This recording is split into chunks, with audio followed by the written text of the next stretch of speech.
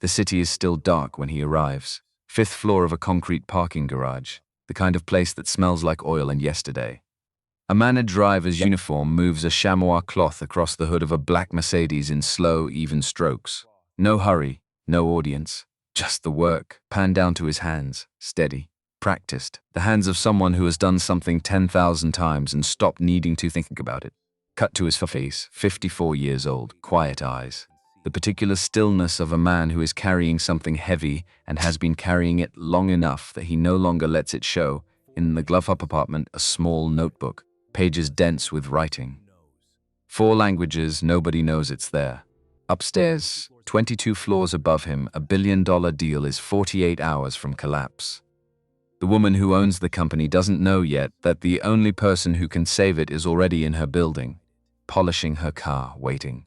The garage smelled like oil and concrete, cold, quiet. The kind of quiet that exists before the world wakes up and remembers it needs something from you. Harold Reed was already there. He'd been there since 5:47, not because anyone asked him to be, because that was who he was even when nobody was watching, especially when nobody was watching. He moved the chamois cloth across the hood of the black Mercedes in slow, even strokes, not rushed, not lazy. The way a man moves when he's done something 10,000 times and stopped thinking about it.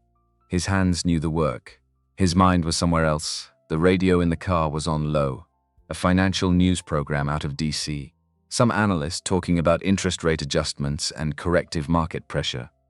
Harold listened without listening. The words weren't the point. The point was keeping his ear tuned to the world. The way you keep a muscle warm even when you're not using it. He'd learned that discipline in his first year at the State Department. His supervisor back then was a woman named Claudette Sharp from Atlanta, with the particular authority of someone who had earned every word she said. She used to open every Monday morning the same way. The moment you stop paying attention is the moment you get caught off guard. 22 years later, Harold still heard her voice when he started a new week, still felt the weight of what she meant. He wrung out the chamois. Started on the driver's side door, his phone buzzed in his shirt pocket. He pulled it out with 2 fingers, careful not to get the screen wet. A photo from Denise. She was at the library. The timestamp said 11:14 p.m. the night before. She was sitting at one of those long wooden tables with the green lamps, textbooks stacked on 3 sides of her like a fort she'd built against exhaustion. She'd taken the picture herself, arms stretched out, grinning despite the shadows under her eyes. Almost done with the cardiology chapter she'd written. Grandma would have thought this was ridiculous. Harold looked at the photo longer than he needed to. Denise was 22 years old, 2nd year at Johns Hopkins School of Medicine. She wanted to treat children with cancer, not because of prestige, not because of the salary waiting on the other side of it, because she had watched her grandmother, Harold's mother, fight through 6 rounds of chemotherapy and come out the other side with her sense of humor still intact. And Denise had decided right then, sitting in that waiting room at 16 years old, that she wanted to be the kind of doctor who made that possible for other families. The kind who stayed in the room when the news was hard. The kind who remembered your name after the first visit. Harold had not told her how much it cost him to keep that dream funded. He put the phone back in his pocket. The chamois went back to work on the chrome trim. In the glove compartment, there was a small notebook, black cover, worn soft at the corners from 3 years of handling. Harold had filled 2/3 of it. Notes in 4 languages. Observations about trade frameworks he'd read in the Financial Times on his lunch breaks. Fragments of conversations he'd overheard from the back seat. Corporate strategies outlined in confidence. Merger timelines that weren't public yet. Budget shortfalls that nobody outside the executive floor was supposed to know about. He'd written them down not because he planned to use them. He wrote them down because writing was the only way he knew to keep his mind from going to a place he couldn't afford to go. The notebook was his private argument against despair, his way of saying, "I'm still here, I still know things. This is not permanent." He believed that most days. He believed that. He was wiping down the side mirror when his phone buzzed again. Different number this time. He checked the screen. A voicemail from Tuesday. A man named Gerald from Riverside Community College, calling to confirm Harold's interview appointment for Wednesday morning. Coordinator position in the International Studies Department. Full-time. benefits included, $27,000 a year. Harold had not called back yet. He told himself he'd been busy. That wasn't entirely a lie, but it also wasn't the whole truth. The whole truth was that he'd been putting it off because once he called back and said yes, something became final. 54 years old with a PhD from Georgetown and a master's from Harvard, and the next chapter of his life was going to be answering emails and scheduling classroom assignments at a community college 40 minutes from his mother's house. Wasn't too proud for it. He'd learned a long time ago what pride cost when the bills didn't care about it. He understood exactly what kind of luxury pride was, but he wasn't ready to say yes out loud yet. Saying yes out loud meant closing a door, and Harold Reed had spent 3 years refusing to close that door, even when every morning felt like standing in front of it. He capped the chamois, stepped back, looked at the Mercedes, clean, quiet. Ready for someone who would sit in the back seat and never once think about who had prepared it for them. He opened the driver's door and got in, adjusted the mirrors out of habit, even though he'd adjusted them yesterday and nobody else had driven the car. Checked the fuel gauge, checked the tire pressure read out on the dashboard. Checked the time on the clock above the glove compartment, 6:58. She'd be down in 2 minutes, maybe 3. He turned the radio back on low and waited. The elevator opened at exactly 7:01. Monica Reed came out of it the way she always came out of it. Fast, phone already at her ear. Heels hitting the concrete floor in a rhythm that said she was already 3 conversations ahead of this moment and had been since before she'd finished her coffee. She was 46 years old, and she carried herself with the particular efficiency of someone who had been making hard decisions for long enough. That decision-making had stopped feeling heavy and started feeling like oxygen. Something necessary, something continuous. You breathed in, you decided. You breathed out. She wore a charcoal blazer over a white silk blouse. Her hair was pulled back, not a strand loose. She carried a leather portfolio under one arm and a travel mug in her other hand. Her face, even in motion, was composed, not cold composed. There was a difference, though most people who worked for her had probably stopped trying to find it. She didn't look at Harold. She never looked at Harold. The back door opened. The portfolio went in first, then the travel mug, then Monica Reed, pulling the door shut behind her with the efficiency of someone checking a box on a list. Downtown, she said, and not 14th Street. Take Connecticut. Harold put the car in drive. Yes, ma'am, that was it. That was the whole conversation. It had been, more or less, the whole conversation every single morning for 3 years, 2 months, and 11 days. The route changed occasionally. The destination changed. The essential transaction, her in the back, him in the front, the glass partitions between them, keeping everything in its proper place, that never changed. He pulled out at Dalgar of the garage and up into the pale grey morning. Monica was already talking on her phone by the time they reached the street. Something about a vendor contract. Her voice was crisp and precise. The voice of a person who said exactly what she meant and expected everyone around her to keep up or ask a question, and nobody in her professional life ever seemed to ask the question. Harold drove. Connecticut Avenue was light at this hour. Mostly delivery trucks and the occasional early bedjogger who had made a commitment to themselves the night before and was honoring it in the cold. He caught fragments of her conversation without trying to. That's not what we agreed on in March. Tell Richard to pull the original term sheet and compare it line by line. No, I need that before 9, not after. Then a pause, longer than the others. The kind of pause that has a different texture from a normal pause, the kind where the air in the car shifts slightly. What do you mean the interpreter service is? Another pause. Her voice dropped, not in volume but in register. The way voices drop when something is wrong and you haven't yet decided how wrong it is. When did you find out? Harold Zoll's hand stayed easy on the wheel. He kept his eyes on the road and his expression neutralful. But he listened. He had a talent for listening that went beyond courtesy. 22 years of diplomatic translation did that to a person. You learned through repetition and necessity to separate the words from the noise around them. You learned to hear the thing being communicated underneath the thing being said, the tension in a pause, the information in a hesitation, the decision happening in the silence between 2 sentences. Right now, Monica Reed was saying, "Something has gone wrong and I don't know yet how badly." She ended the call. Immediately dialed another number. This one went to voicemail on the second ring. She dialed again. Voicemail again. Harold stopped at the red light on DuPont Circle. The city was waking up around them in its usual way, indifferent to anyone's particular crisis. Carrying on with its coffee shops and dog walkers and buses pulling away from curbs with hydraulic sight. Monica dialed a third number. This one connected. "Patricia," she said. "Tell me you found someone." Harold didn't hear Patricia's side, but he heard the quality of Monica's silence after it. Long. Still. The kind of stillness that meant the news was not good. "All 3 services," Monica said quietly. "By this morning, a beat. The Bryant-Coleman team lands at 10:15. The meeting is at 2. Her voice had gone completely flat, not angry flat. Anger had direction. Flat was what happened when something urgent had no obvious direction to go. "Find me someone who can handle all 3 languages.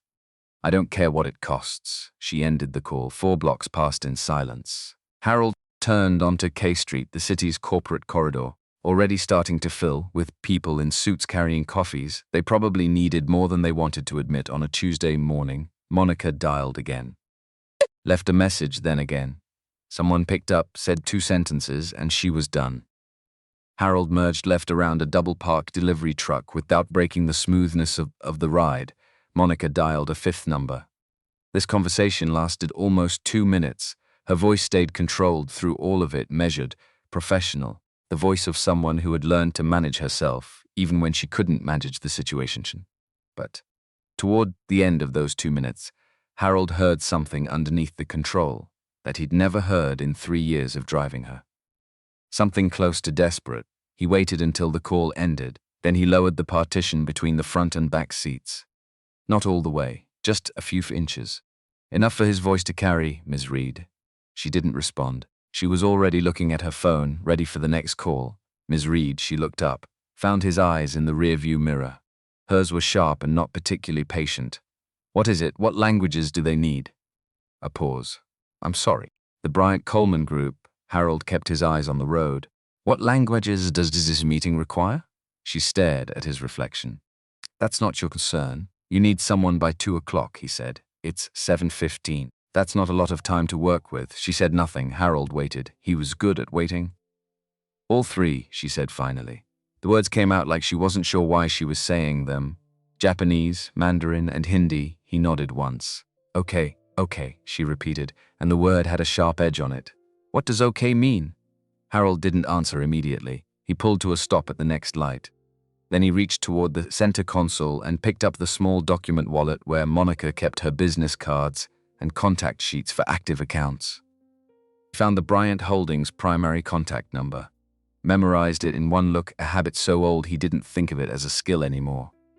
He handed the sheet back through the partition gap. "May I use your phone?"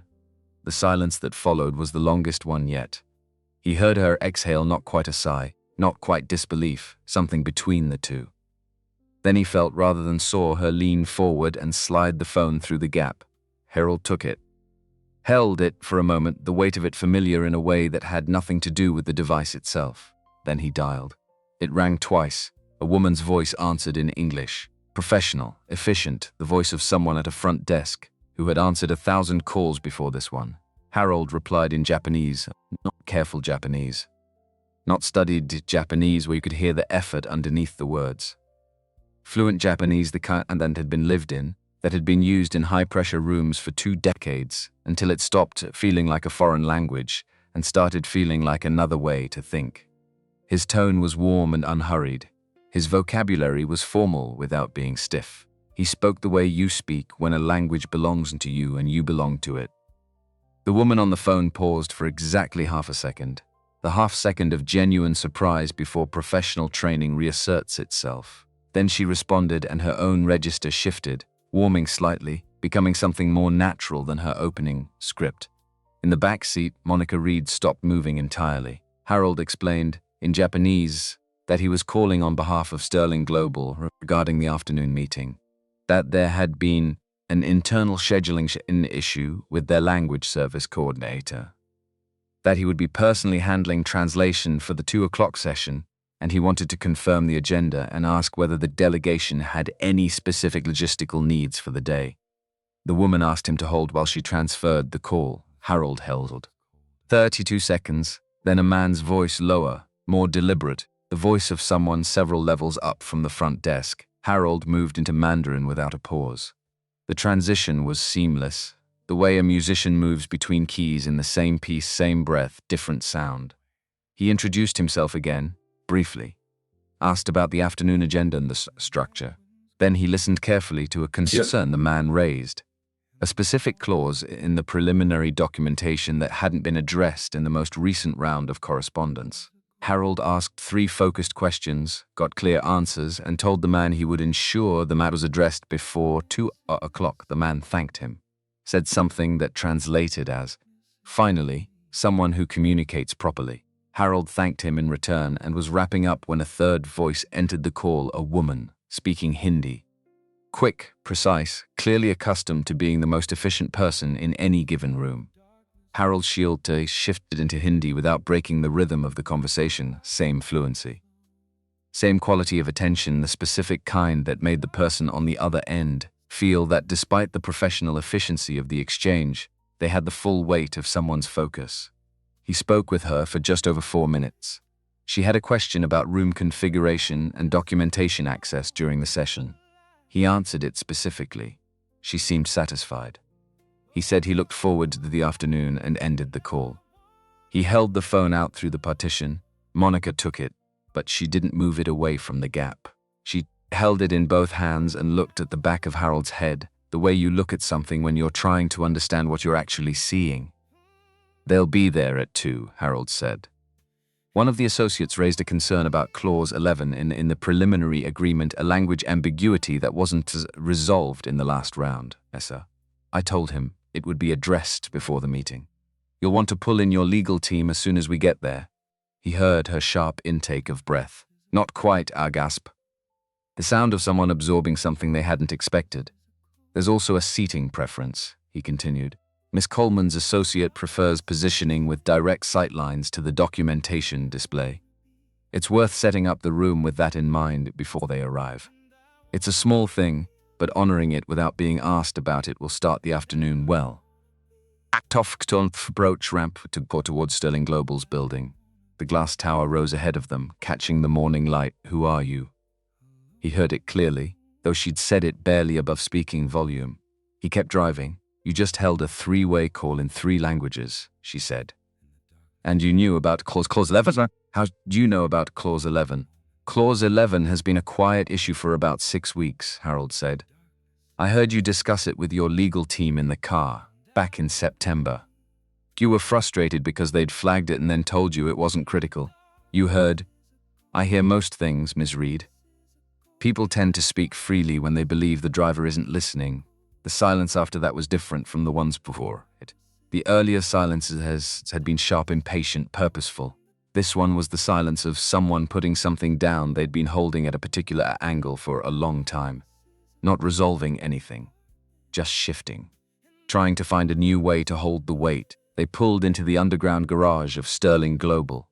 Harold found her spot in the corner. Cut the engine. The garage was quiet around them, the particular quiet of a space built for movement that was momentarily still. He turned around in his seat. In 3 years, 2 months, and 11 days, Harold Reed had never turned around to look directly at Monica Reed while they were in the car together. He'd seen her in the rearview mirror. He'd spoken to the back of her head. He'd watched her reflection in the glass. But he had never turned around and looked at her directly. He did now. Monica Reed looked back at him. She was, he noticed, very tired. Not the tired that came from a bad night's sleep. The tired that settled into a person who had been carrying something heavy for long enough that the weight had become part of their posture. Her eyes were sharp, they were always sharp.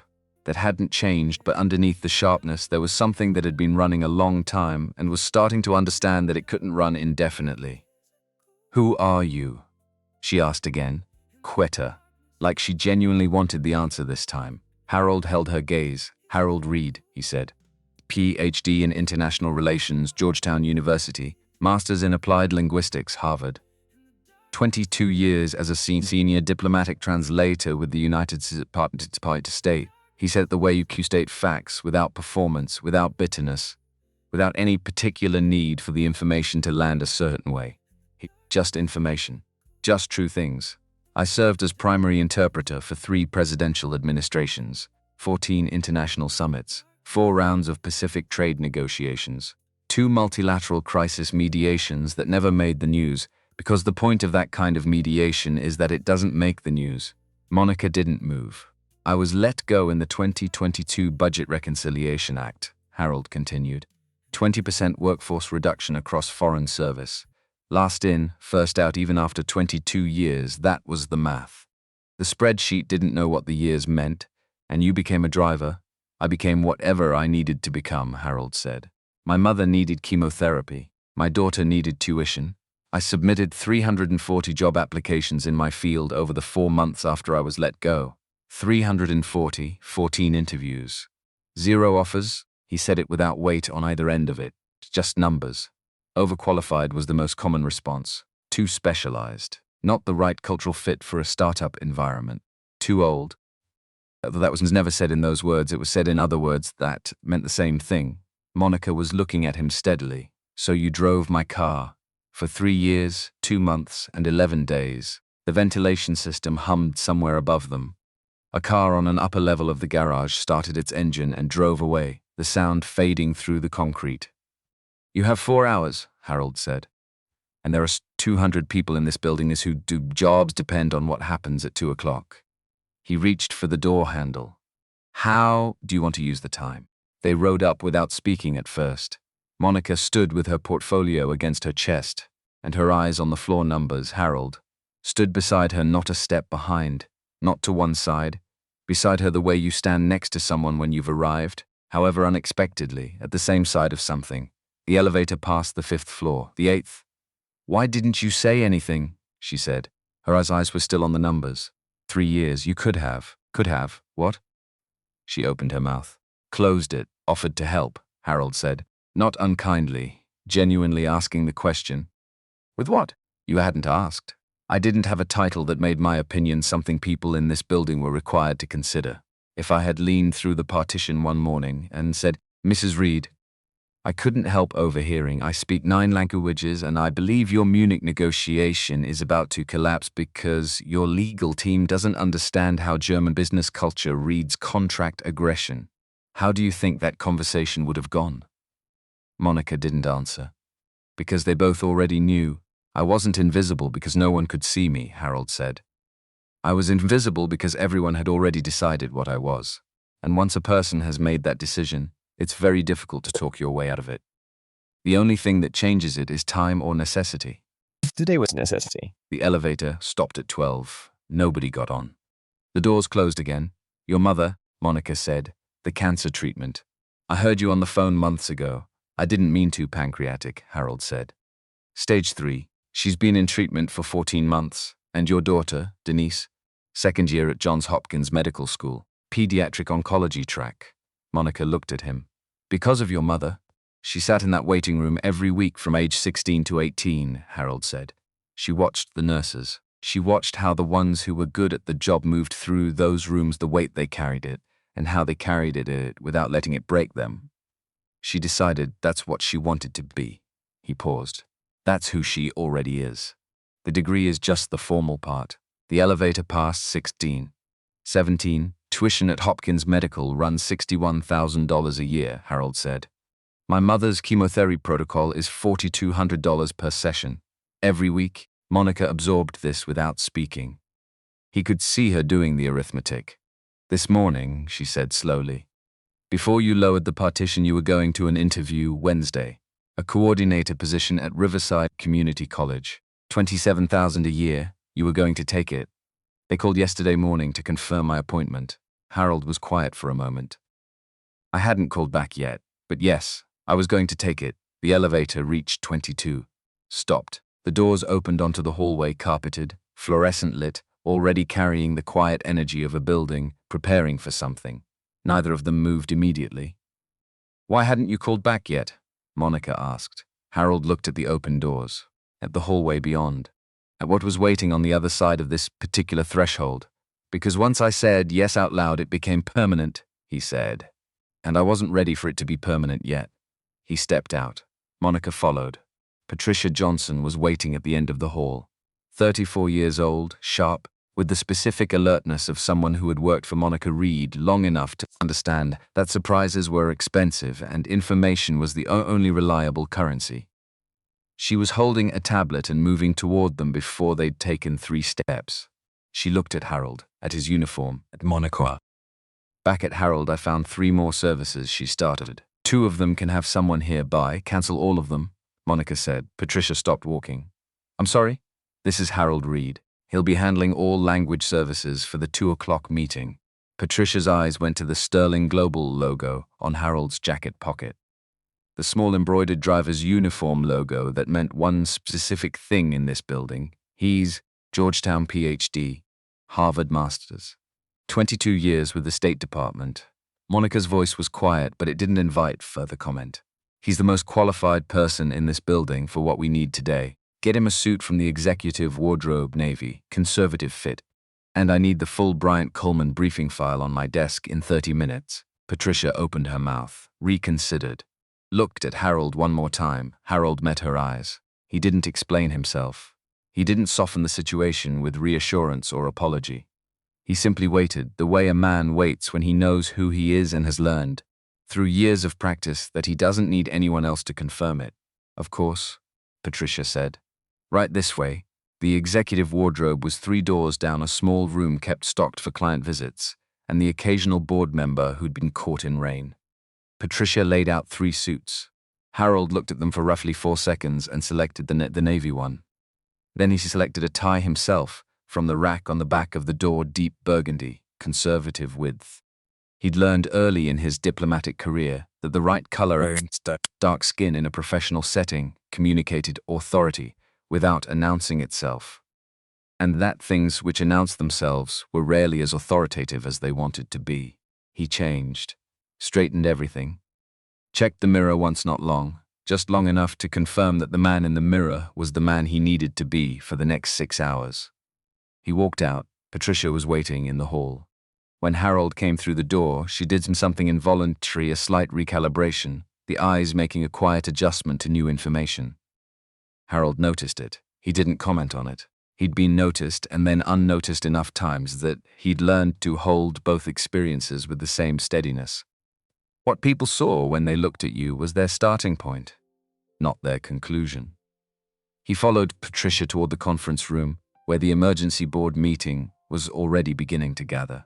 The boardroom was the kind of room designed to communicate something before anyone in it had said a word. Long table, high-backed leather chairs, floor-to-ceiling windows looking out over downtown Washington, the particular quality of morning light that comes through glass on the 22nd floor of a corporate building, gray, and even and slightly impersonal, the way light gets when it's been filtered through enough altitude to lose its warmth. Harold had been in rooms like this one before. Not this specific room, the type. He'd sat in the back of rooms like this in Tokyo and Geneva and Brussels, close enough to hear everything and far enough from the table that the people with the authority didn't have to think about him. That was the job, to be essential and invisible at the same time, to be the infrastructure through which communication happened while appearing to be simply part of the furniture. Today he took a chair to Monica's right. Not at the center of the table, not at the end. A position from which he could see everyone, and everyone could see him, which was a different kind of presence from the one he'd occupied for 3 years. And he sat in it without apology. 6 senior executives settled into their seats. Harold had a 1-page summary in front of each of them that Monica had printed downstairs, his credentials, typed and formatted by Patricia in the 15 minutes since they'd arrived on the floor. Jeffrey Lewis spoke first. He was 51 years old. EVP, the kind of man who wore professional skepticism, the way other men wore a watch, always present, always visible, a signal of how he'd chosen to move through professional spaces. He had quick eyes and a deliberate mouth. The combination meant he saw things fast and took his time deciding what to do about what he'd seen. Monica, he said, and the way he said it communicated. I need you to account for something, and I'm not certain I'm going to find the accounting satisfactory. Who is this? Harold Reed. He'll be handling language services for the Bryant Coleman meeting today. Where did he come from? He's been with the company for 3 years, a shift around the table, not dramatic. The small collective adjustment of people recalibrating against unexpected information? In what capacity, Jeffrey asked. Monica met his gaze. Operations. The word landed in the room and sat there.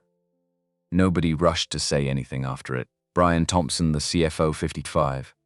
Careful the way people who've learned to trust numbers more than instincts are careful, was looking at the summary sheet. Georgetown PhD, he read. Harvard Masters. State Department, 22 years, he looked up. Harold, you've been working in operations? I have, Harold said. As of this morning, that may be changing.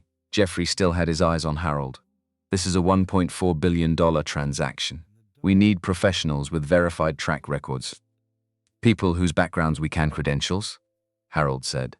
Track records, Jeffrey said carefully. Proven performance in comparable situations. No disrespect. And taken. Harold folded his hands on the table.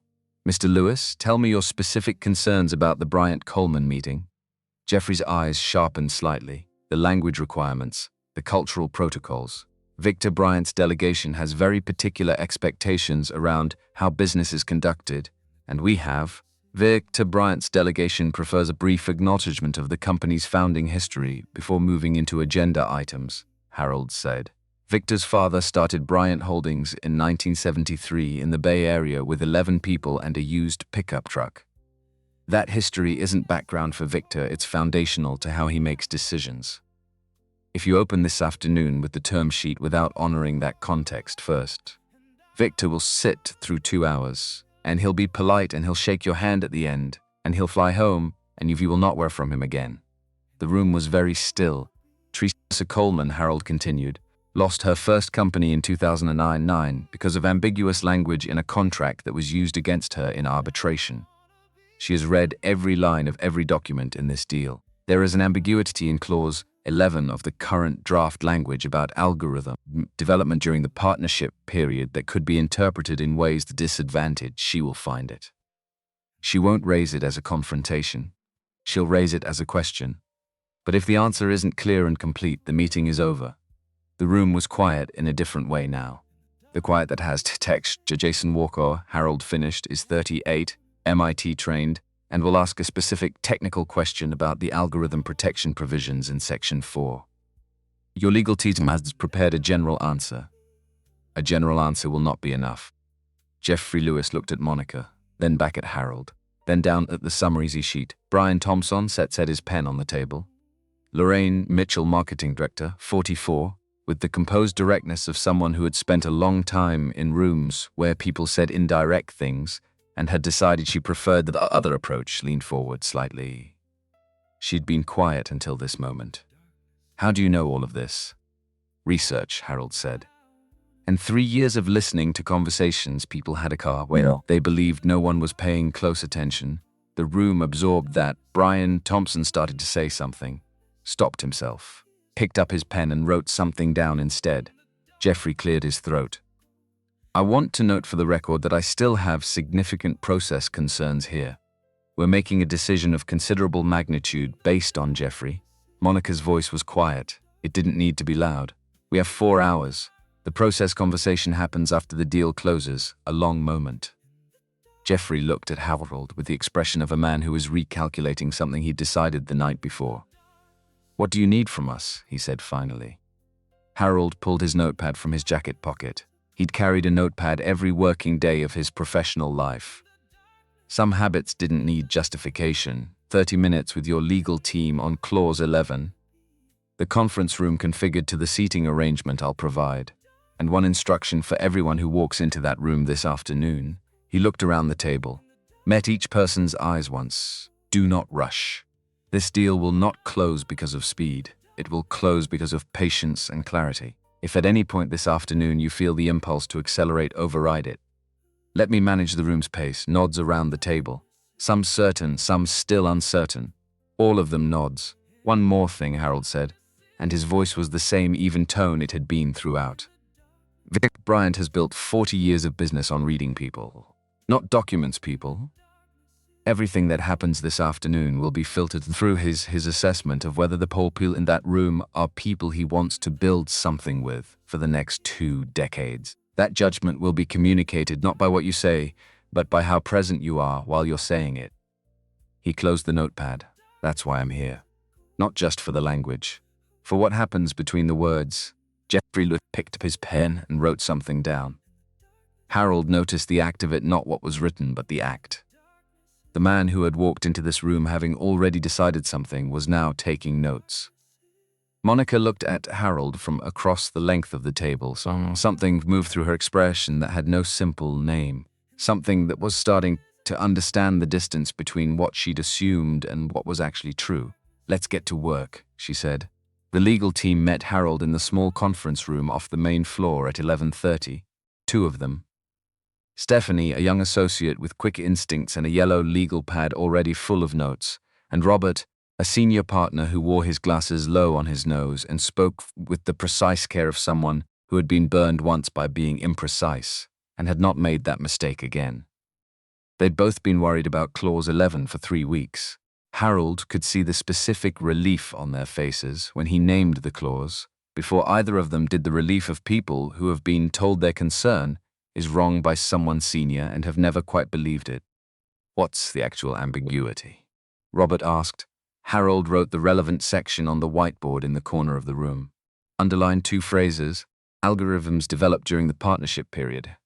"Al," he said, "here's the problem.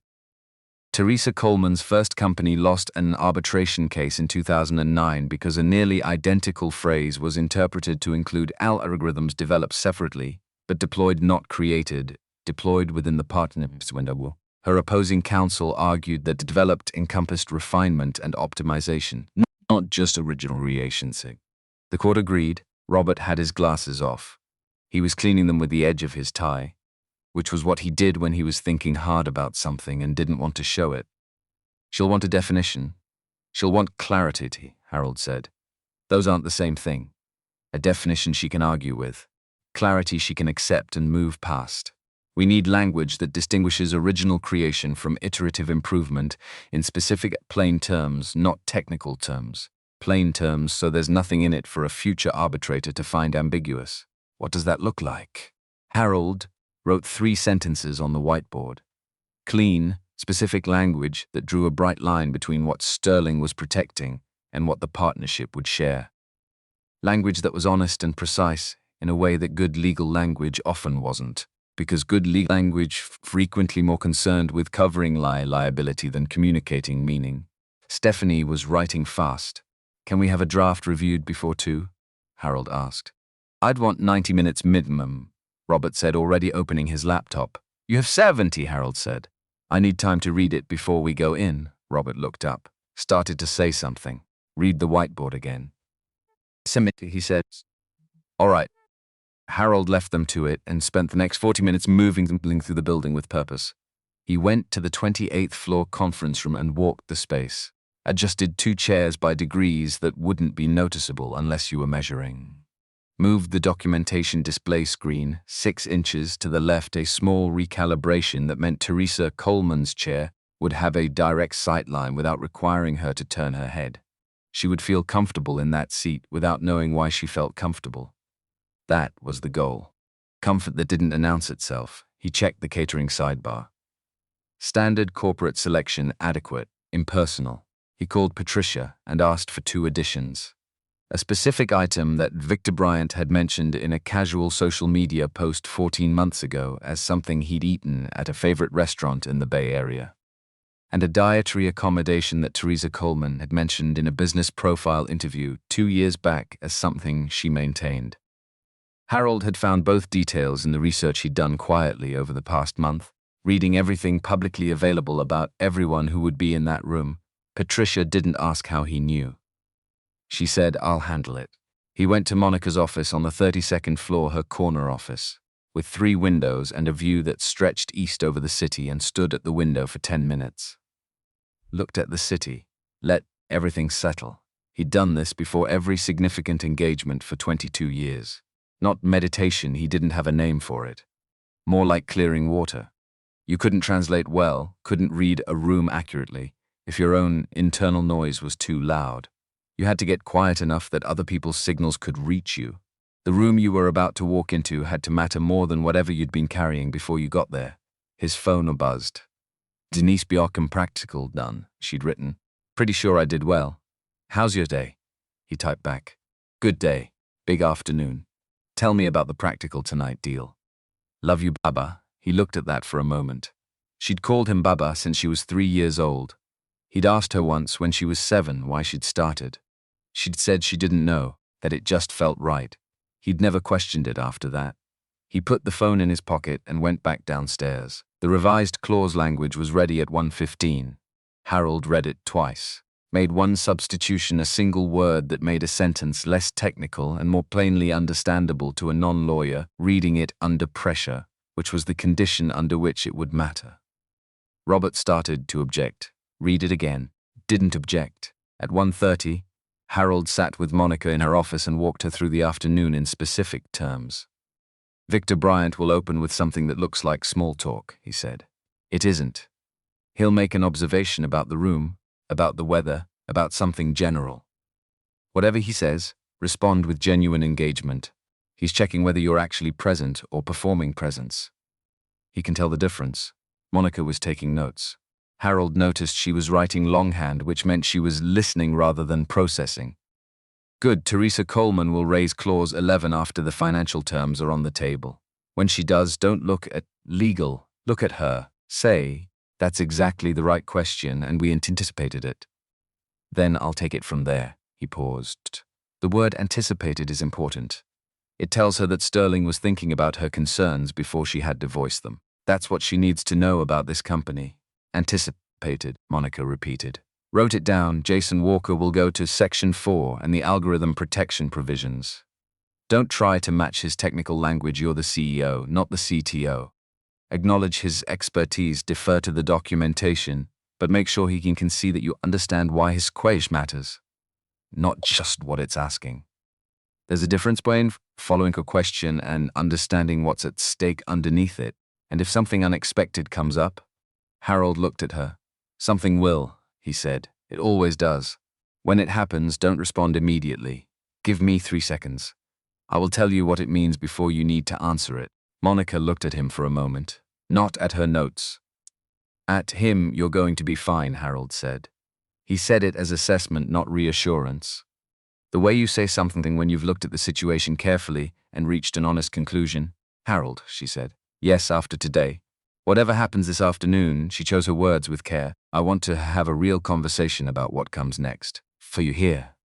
Harold held her gaze. One thing at a time, he said. She nodded. One thing at a time. At 1:50, they rode the elevator to 28 together.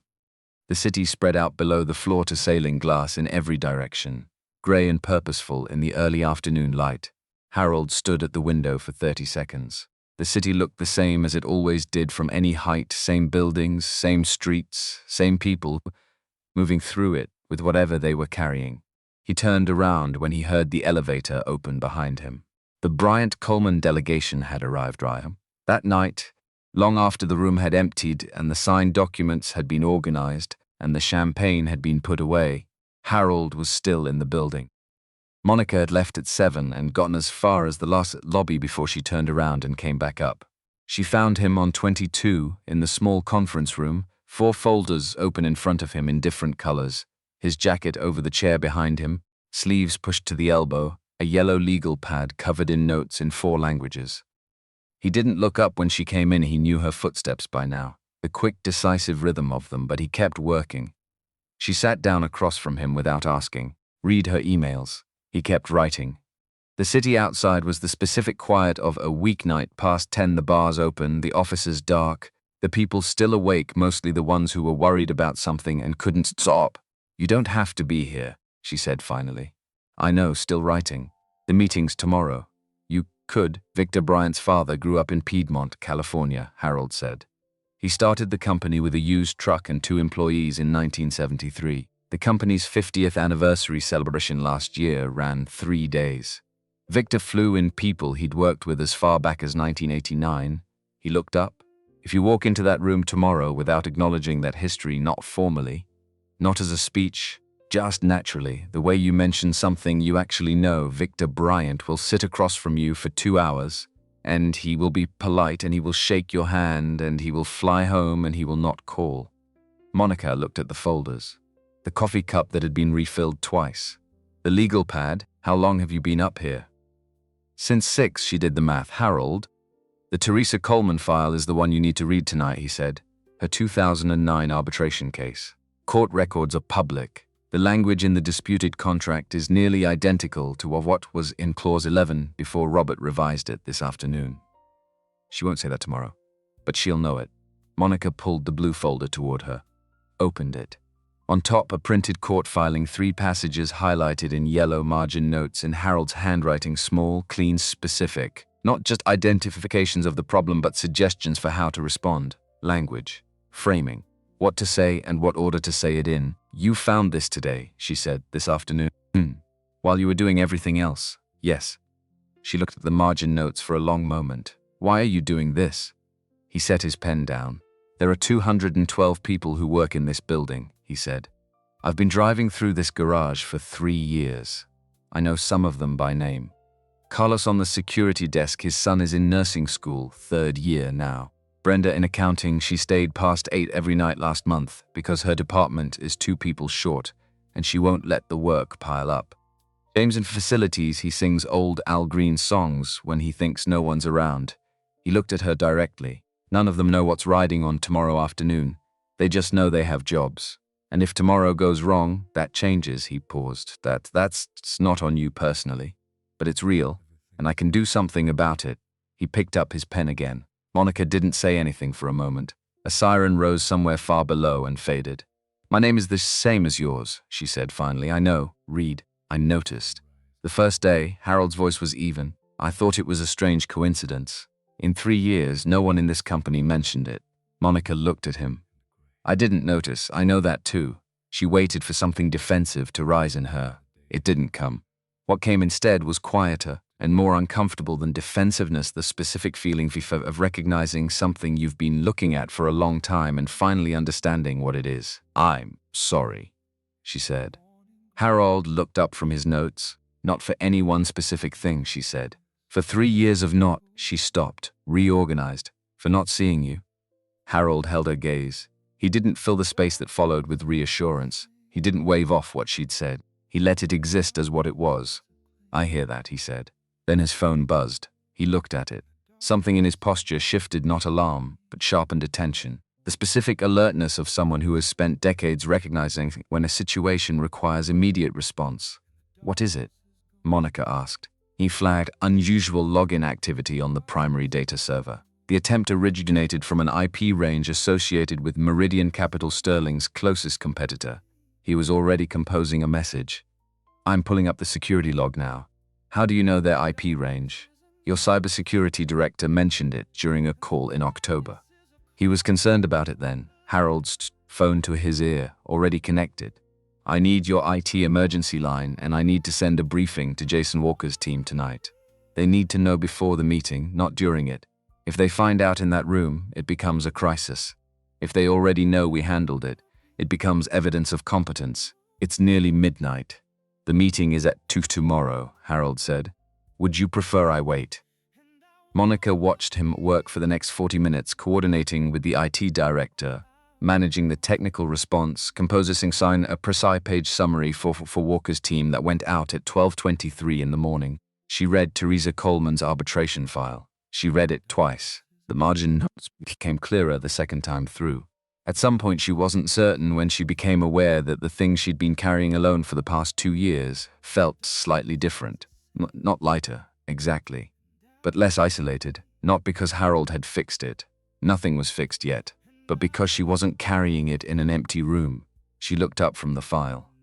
He was on the phone again, speaking in what she was beginning to recognize as Hindi, low, steady, walking someone through something technical on the other end, with the patience of someone who had learned that the measure of communication was not whether you had said a thing clearly, but whether the other person had received it clearly.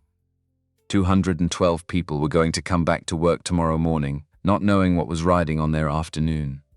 Harold Reed already knew, and he was still working. She turned the page and kept reading. The building was already running when Harold arrived, 6:43.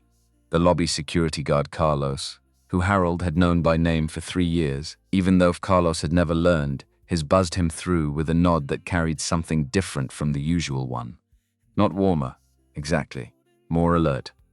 Word moved through buildings like this, not through announcements, but through the particular quality of attention people gave you when the story had changed and they weren't entirely sure yet what the new story was. Harold rode the elevator to 22.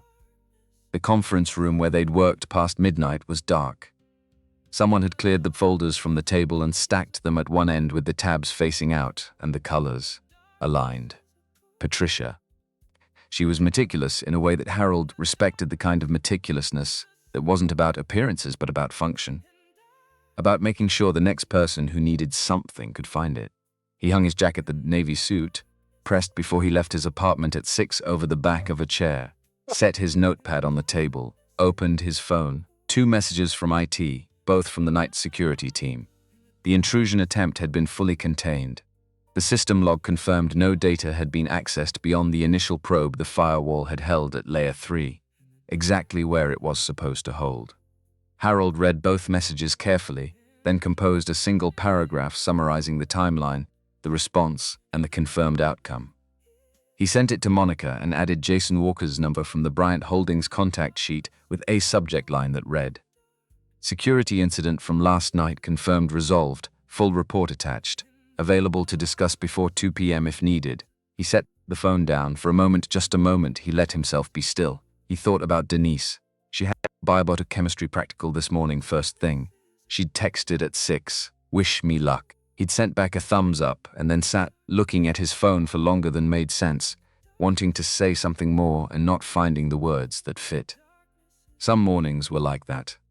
Some mornings the distance between what you felt and what language could carry felt like a physical thing. She was 22 years old, and she was working herself to the edge of her capacity, trying to become the person she'd decided to be at 16, in a hospital waiting room. The best Harold had been able to do for 3 years was keep the financial scaffolding around that effort intact. Keep the lights on from the front seat of someone else's car. Not today. He picked up the Teresa Coleman file. Read through his margin notes from last night. The revised clause language that Robert and Stephanie had drafted, he'd already read it twice, but he read it again now, differently, the way you read something when you're going to be accountable for it in a room. He made 2 small additions in the margin. Not changes to Robert's language, context notes. Things to say before the language, so that by the time Teresa Coleman read the revised clause, she'd already been prepared to find it satisfactory. Preparation prevents humiliation. Claudette had said that every Monday morning. She'd also said, preparation isn't about predicting what will happen. It's about making sure that whatever happens, you've already thought about it. Harold had spent 22 years testing that principle in rooms where the stakes were too high for surprises, and he had never found it wrong. He heard the elevator at 7:58.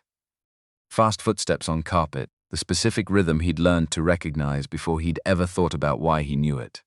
Monica came through the door with 2 coffees and the face of someone who had managed 4 hours of sleep through will rather than opportunity. She set 1 cup in front of him without asking how he took it. Black, no sugar. She'd watched him pour it the night before. It was a small thing. The kind of small thing that meant someone had started paying a different kind of attention. "I confirmed," she said, sitting down across from him. "I saw. I've already sent Walker's team the summary." She looked up from her cup. "You sent it this morning?" "At 6:40. I wanted them to have time to review it before the meeting. Finding out we handled a security incident competently is a different thing from finding out we had one, but only if they have time to process the distinction before they walk into the room."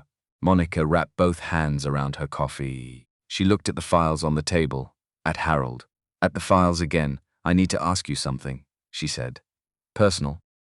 "You don't have to answer." He waited. "Yesterday morning, before you lowered the partition," she was choosing her words carefully, the way she chose words when she wanted to be precise rather than just clear.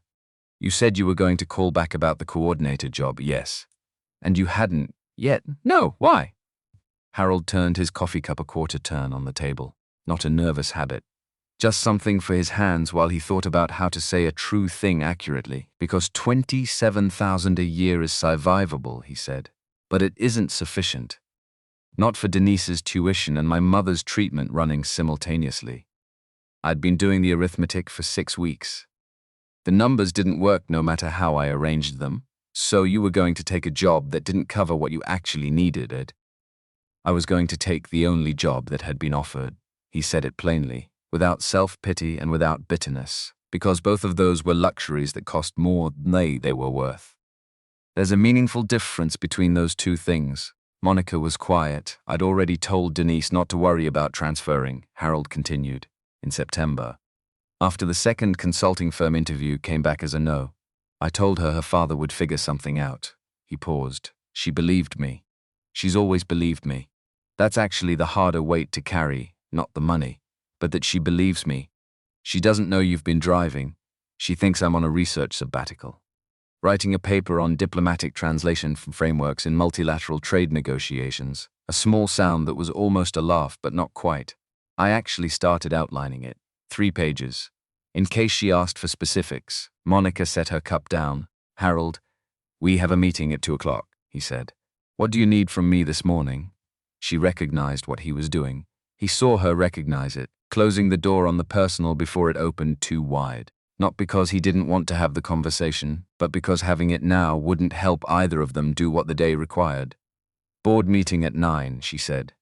Jeffrey will have more to say. I expect so. He won't make it easy. I don't need it easy, Harold said. I need it fair. Monica put her up for her own file. They worked in silence until 8:55, her reviewing the financial summary she'd need for the afternoon. Him going through the afternoon's engine sequence one more time. I'm marking the points where he'd need to translate. The points where he'd need to do something more than translate. The points where the room would require something other than language, and he'd have to provide it anyway. At 8:50, they collected their materials and went downstairs together. They stepped into the elevator at the same time, without either of them waiting for the other to go first. It was a small thing. Harold noticed it. The board members were already in their seats when Monica and Harold walked in, 7 people around the long table. The same faces from the emergency meeting the day before, plus Robert from legal and Stephanie beside him with her legal pad. The room had the specific energy of people who spent the night thinking about something and arrived this morning already having made certain decisions that they hadn't yet put into words. Harold took the same chair as yesterday to Monica's right. He set his notepad on the table and didn't open it. Everything he needed was already organized in his head. The notepad was for later, for things he discovered in the room that he hadn't anticipated. The things he already knew didn't need to be written down again. Jeffrey Lewis opened without preamble. Before we go any further, he said, I want to address someone directly. He looked at Harold. Not hostile, precise, in the way of a man who had prepared his language carefully and intended to use it exactly as prepared. Yesterday was a surprise. I don't perform well with surprises when I'm managing risk at this level, so I'd like to understand, clearly and completely, what we're actually doing today and why. Monica started to respond. Harold placed 2 fingers lightly on the table in front of him. She stopped. That's a fair question, Harold said, and you deserve a direct answer. He looked at Jeffrey. You're managing a $1.4 billion transaction with 2 groups who have specific and non-negotiable expectations about how business is conducted. You lost your contracted language services 20 hours before the meeting. I am a credentialed diplomatic translator with 22 years of experience in precisely this type of high-stakes multinational negotiation. Since yesterday morning, I've spoken directly with both teams, resolved a clause ambiguity that would have surfaced as a problem in the room, addressed a security incident that could have disrupted the afternoon, and prepared documentation on the 2 most significant friction points we're likely to encounter. He paused for a beat. You have legitimate concerns about process. Those concerns make sense. An unexpected change in a situation this sensitive creates real risk, and you'd be failing your job if you didn't push back on it. But the choice available to you right now is not between this arrangement and the ideal arrangement. The ideal arrangement ended when the interpreter service cancelled last night. The choice is between this and walking into that room this afternoon, without language support. Jeffrey picked up his pen, set it down. Brian Thompson looked up from the summary sheet. What are the 2 friction points? Clause 11, Harold said. Teresa Coleman's legal team has flagged an ambiguity in the IP protection language about algorithm development during the partnership period. She'll raise it. The way it's handled in the first 30 seconds after she raises it determines whether we spend the next 90 minutes in recovery or in progress. Robert and Stephanie have a revised draft ready. Robert nodded once. Beside him, Stephanie confirmed with a small lift of her legal pad, and the second, Harold continued, is trust. Victor Bryant will not commit to anything today based on documents or financial projections alone. He's been studying Sterling Global for 18 months. He knows numbers. What he doesn't know yet is whether the people in this company are people he wants to build something with for the next 20 years. That assessment will happen this afternoon, continuously, based on how everyone in that room conducts themselves. Not what they say. How they conduct themselves. Lorraine Mitchell had been quiet until now, and you're going to help us with that. I'm going to manage the room in a way that gives Sterling the best possible conditions for it, Harold said. What you demonstrate is your own, a beat of silence. Jeffrey looked at Monica, then back at Harold. Who else knows about this situation? The people in this room, Monica said. Bryant's team? They know Harold is handling language services. That's the extent of it. If Victor Bryant asks about his role specifically, then I'll answer honestly, Harold said. I advise against trying to manage Victor Bryant's impression of this situation. He spent 40 years reading people in professional contexts. If he detects that we're constructing a narrative rather than telling him the truth, we lose something that can't be recovered in the same meeting. Jeffrey held Harold's gaze for a long moment. Something was moving behind his eyes, the specific movement of a man recalculating, adjusting a figure he'd held with confidence and finding that the figure was wrong. The coordinator job, Jeffrey said. Everyone at the table looked at him. Harold looked at him too. Monica mentioned it this morning, Jeffrey said. Community college. 27,000 a year, he said it without inflection. No cruelty in it, just the statement of a number. That's what you were going to do next. Yes, Harold said after 22 years at state. Yes. Jeffrey Lewis looked at the summary sheet on the table in front of him. Then he looked at the window. Then he looked back at Harold. I have questions about structure, he said finally. About formalization. About what this looks like beyond today. I want that conversation to happen at the right time, so do I. That time is not now, correct? Right now we have a meeting to prepare for. Jeffrey nodded. Once. Deliberate. The nod of a man making a decision rather than acknowledging one that had already been made for him. What do you, Brian? Thompson asked. Harold opened his notepad. 30 minutes with Robert and Stephanie on the revised clause language. I want to walk through it with them and make sure we're aligned on how to present it in the room. The conference room on 28 needs to be configured. The arrangement I'll specify. I'll send it to Patricia in the next 20 minutes and one principle for everyone who walks in this afternoon. He looked around the table, held each person's eyes for a moment. Don't rush. Don't accelerate. Don't try to close something that isn't ready to close. This deal will not be won by momentum. It will be won by patience and by the specific quality of attention you bring to every exchange in that room. If at any point this afternoon you feel the impulse to push forward, wait.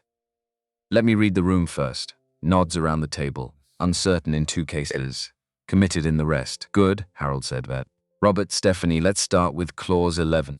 The revision to Clause 11 took 58 minutes. Robert and Stephanie had done solid work overnight.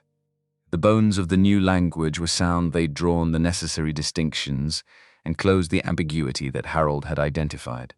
What the language still lacked when Harold read it carefully at the whiteboard was plainness. Legal precision and plain communication weren't the same thing, and in a room where one party had been damaged by precisely this kind of language in the past, plain communication mattered more than technical precision. He made 3 changes, each one a substitution of a legal phrase for an ordinary one, each one that made the sentence slightly shorter and considerably clearer. Robert pushed back on the second change. He had a point. The original phrasing offered more coverage in a litigation context. Harold acknowledged it and held his position anyway. Teresa Coleman isn't going to read this in a litigation context, he said. She's going to read it in a conference room with the memory of 2009 in her head. The question isn't what this language does in court. The question is what it communicates to her at 2 o'clock this afternoon. Robert read the substitution again, set his glasses back on his nose. "All right," he said.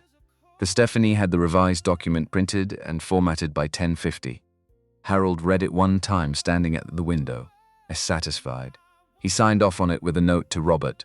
"Lid with the 2009 case when you introduce this. Don't wait for her to bring it up." "Acknowledge it first." Robert looked at the note, then at Harold.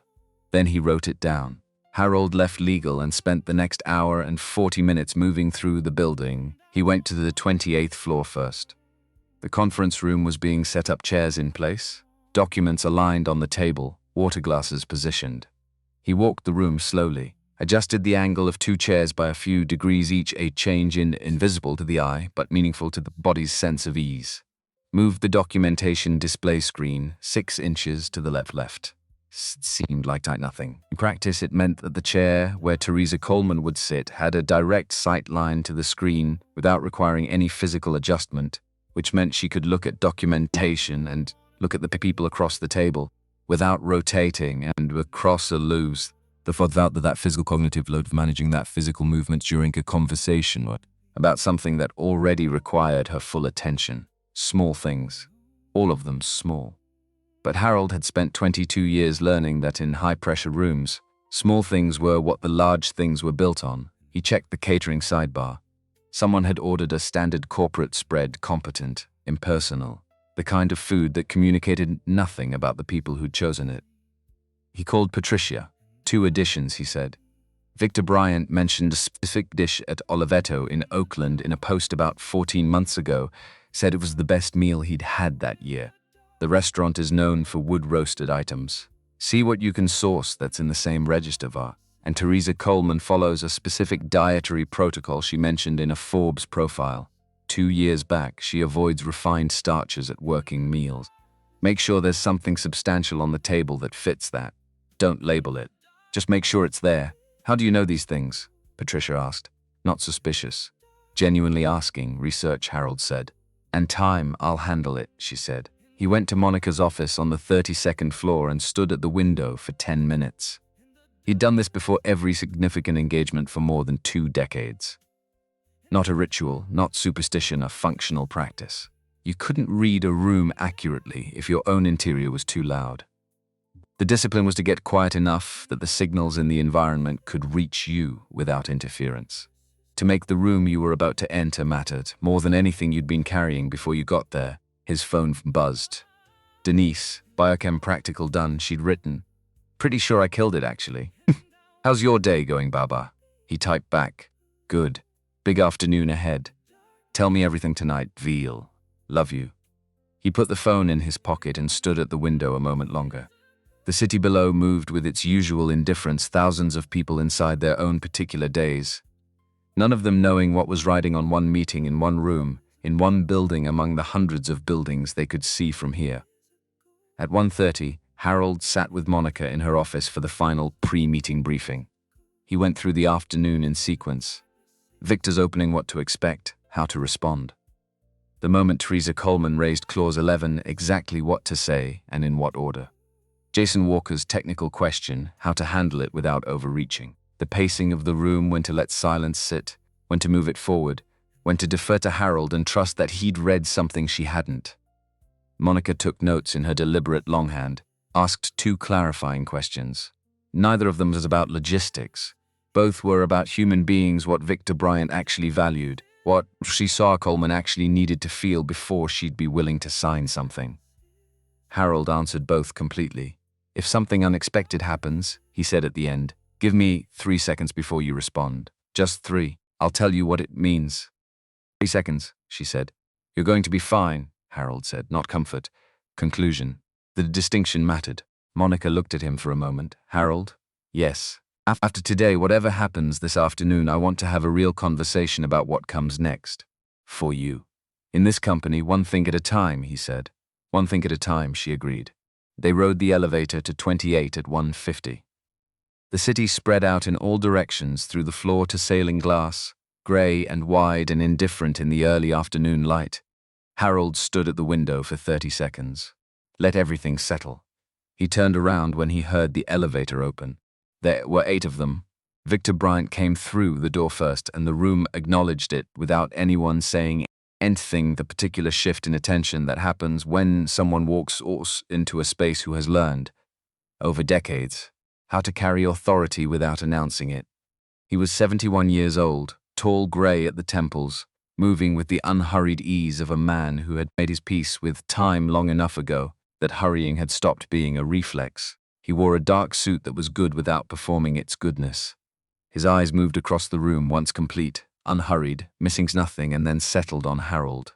Harold walked toward him. Mr. Bryant. He extended his hand. Harold Reed.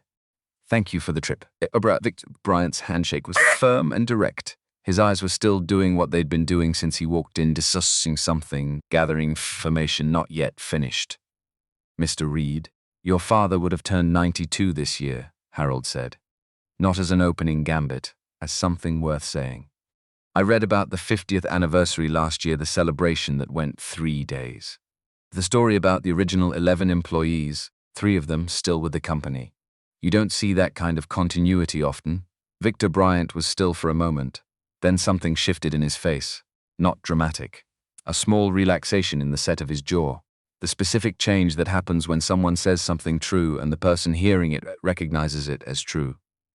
You did your homework, he said. Some things are worth knowing before you sit down with someone, Harold said. Victor looked at him for another beat, then nodded once, slight, the nod of a man who has noted something and is reserving judgment. Noted. We'll see. Teresa Colburn came in behind him. 56, sharp-eyed, composed in the particular way of someone who had rebuilt from a serious loss and made the reconstruction more durable than the original. She was well-dressed without ostentation. Her eyes went immediately to the documentation display screen when she entered the room, and Harold caught the small, involuntary ease in her shoulders when she found it exactly where she needed it to be. Miss Coleman, Harold said. Harold Reed. We corresponded briefly this morning about the security summary. I appreciated the early notification, she said. Her handshake was precise, her eyes direct. Transparency before a meeting rather than during one is a meaningful choice. You deserve to have the information before you boarded, Harold said. Something moved in her expression. Small. In the direction of trust, Jason Walker came in last 38, carrying his laptop bag with the slightly distracted air of someone whose attention was already partially elsewhere, partially inside whatever technical problem he'd been working on before he'd gotten in the car. Harold shook his hand and said, I read the Section 4 commentary your team submitted in October. The framing on the optimization boundary question was precise. Walker stopped. You read the technical commentary? Twice, Harold said. Parts of it required me to spend some time with neural architecture documentation I hadn't looked at since a trade negotiation in 2018. But I got there. Walker looked at him with the expression of someone adjusting an expectation they'd formed without quite realizing they'd formed it. You speak 9 languages and you read AI technical literature. Languages came first, Harold said. The technical reading is a professional necessity. You can't translate out something accurately if you don't understand what you're translating. Walker almost smiled. Didn't quite make it to a full swool, but it was close. Fair enough, he said. They moved toward the conference room. Harold held the door and watched each person enter, watching where their eyes went, how they read the space, what they did in the first 15 seconds before anyone had said a word. Victor Bryant went to the window, stood looking out at the city for a moment, not performing contemplation, actually looking. Then he turned around. How long have you been with Sterling Global? He asked Harold. 3 years. Doing what? Harold answered without hesitation. Most recently, a support role that didn't make full use of my background. That's changing this week. Why is it changing? Because the situation required it, Harold said. And because Monica Reed, when she sees something clearly, moves on it. Victor looked past Harold to where Monica was greeting the rest of his delegation across the room. He held his gaze there for a moment. That's an interesting way to characterize your employer, he said. It's an accurate one, Harold said. I find accuracy more useful than interesting. Victor Bryant looked at Harold for one more moment, the full assessment, the one that had been running since he walked in and was now arriving at a preliminary conclusion. Then he moved toward the table. Harold exhaled slowly through his nose. Checked the room one final time. Chairs angled correctly. documentation display at the right position, water on the table, the 2 additional catering items on the sidebar, present, unstated, available if noticed. He took his seat. 2 o'clock. In the 10 minutes before Patricia knocked to signal that everyone was ready and the formal session could begin, Harold got quiet, not visibly quiet. From the outside, he was attentive and available. He responded when spoken to. He made the small adjustments that kept the room's pre-meeting energy moving in the right direction.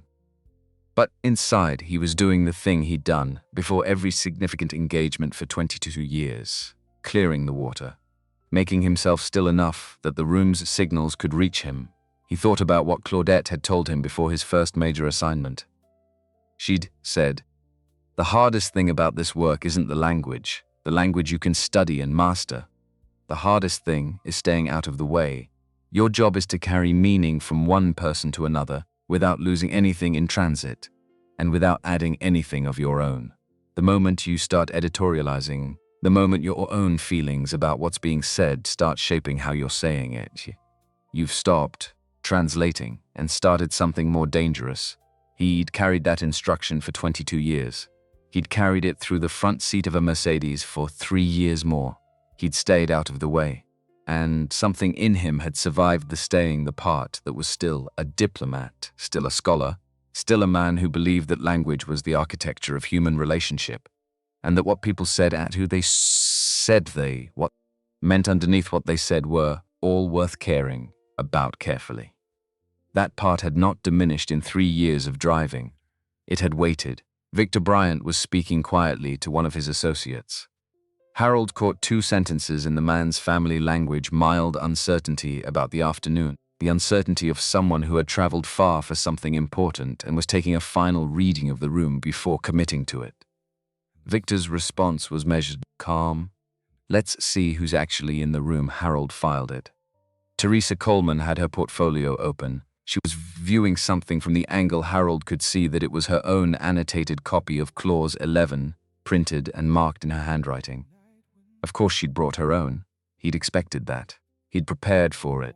Jason Walker had opened his laptop and was trying to look like he wasn't looking at anything specific.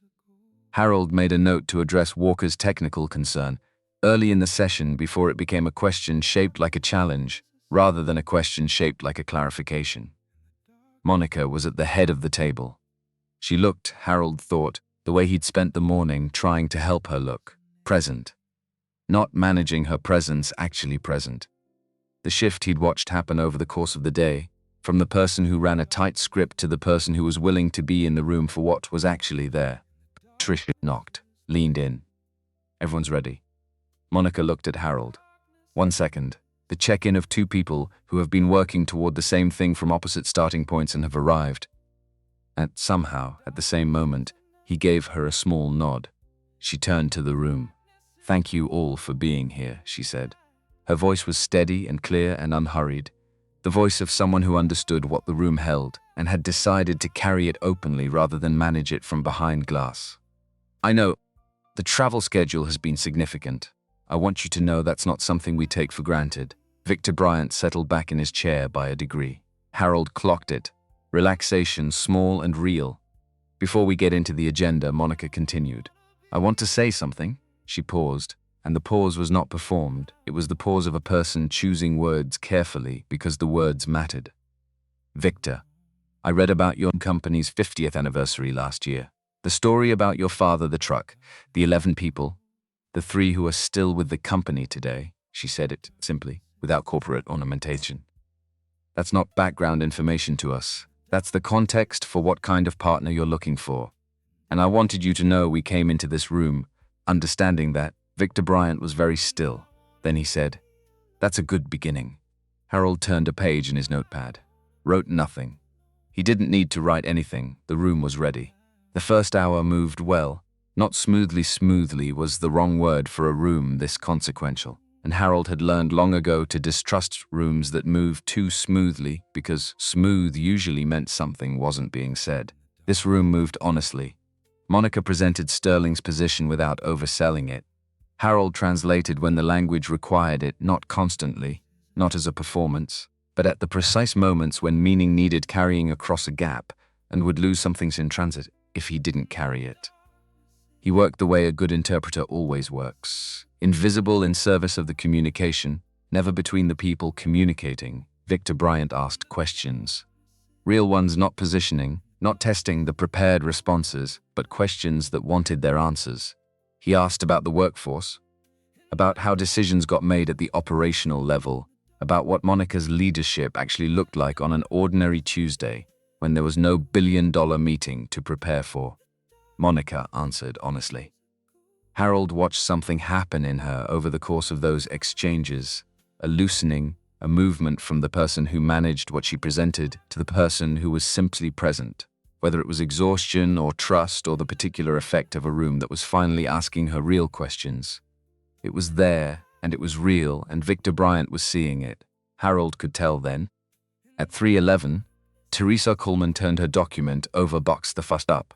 The annotated clause 11 printout she'd been holding face down since the meeting started. The room registered it. Jeffrey Lewis straightened slightly at the movement. Monica's hand paused above her notepad for half a second. "I want to raise something," Teresa said. Her voice was even, professional, certain without being confrontational. Clause 11. The phrase algorithms developed during the partnership period did. She set the document on the table where the room could see her markings. "I have a specific history with language structured this way," she said. "Not as complaint, as information.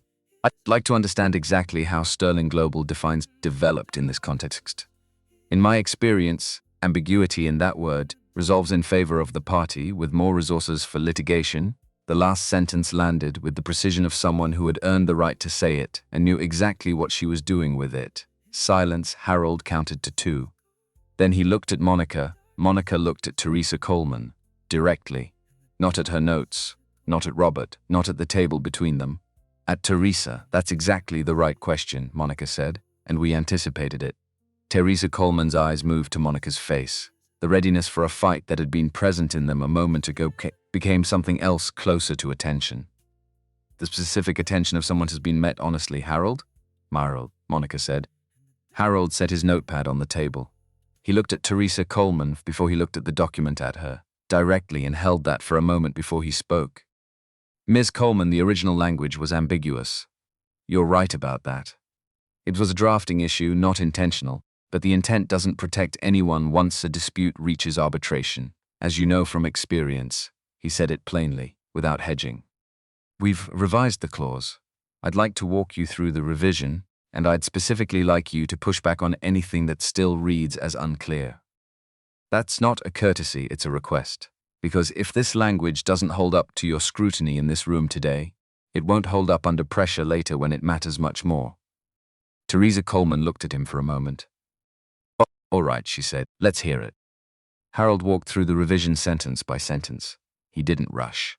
He paused at the end of each component and looked at Teresa, and when she had questions, she had 3, each one sharper than the last. He answered each completely before moving to the next. The third question was the one he'd been waiting for. He'd known it was coming since he'd read her arbitration filing briefing the previous night for the second time, and understood exactly where the argument had collapsed in 2009. "What about iterative improvement of existing algorithms during the partnership window?" Teresa asked. "Your revised language handles original creation clearly. But refinement and optimization of pre-existing IP, that's where the 2009 case turned. Section 4, subsection C," Harold said. He turned to Jason Walker.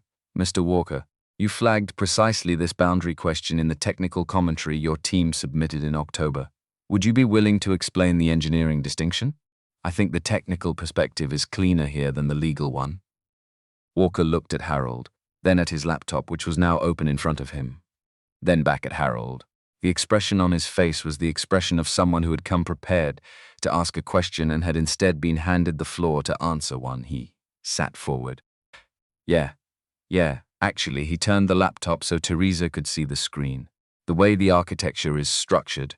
What followed was just over 6 minutes of Jason Walker explaining, in precise technical language, why the iterative optimization question that had undone Teresa Coleman's company in 2009 was a structural non-issue given Sterling's specific system architecture.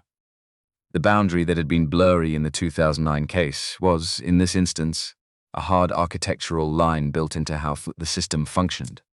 There was nothing for an opposing counsel to find ambiguous, because the ambiguity didn't exist at the engineering level.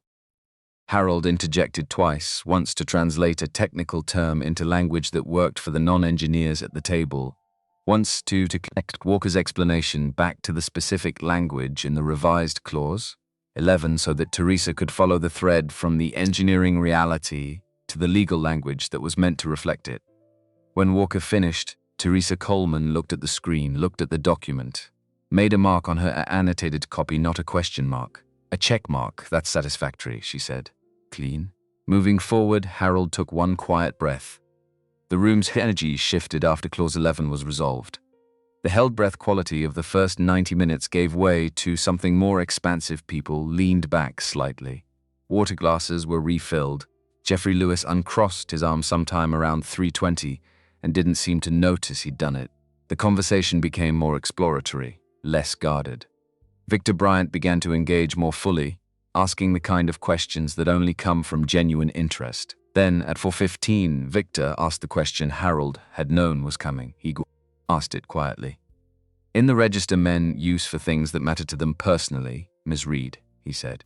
"I want to ask you something directly." Monica looked at him. "Of course, this company is in difficulty, not a question. A statement of something known, something he'd read in the financials and confirmed with his own experience of what certain numbers meant. I'm not asking you to confirm specifics. What I want to understand is this. Why should I build something with a company that's already struggling? Not the investment thesis, I understand that. Why should I trust the people?" The room was very quiet. Harold looked at Monica. She wasn't looking at him. She was looking at Victor Bryant. And Harold understood in that moment that she didn't need him to translate anything. She needed to answer this one herself in her own words from whatever she'd found in the past 24 hours. She was quiet for a moment. The quiet of someone who has decided to be honest and is taking the time to get the honesty right. "Because we're still here," she said. "We've been in difficulty for 2 years, and every person in this building came back to work every morning.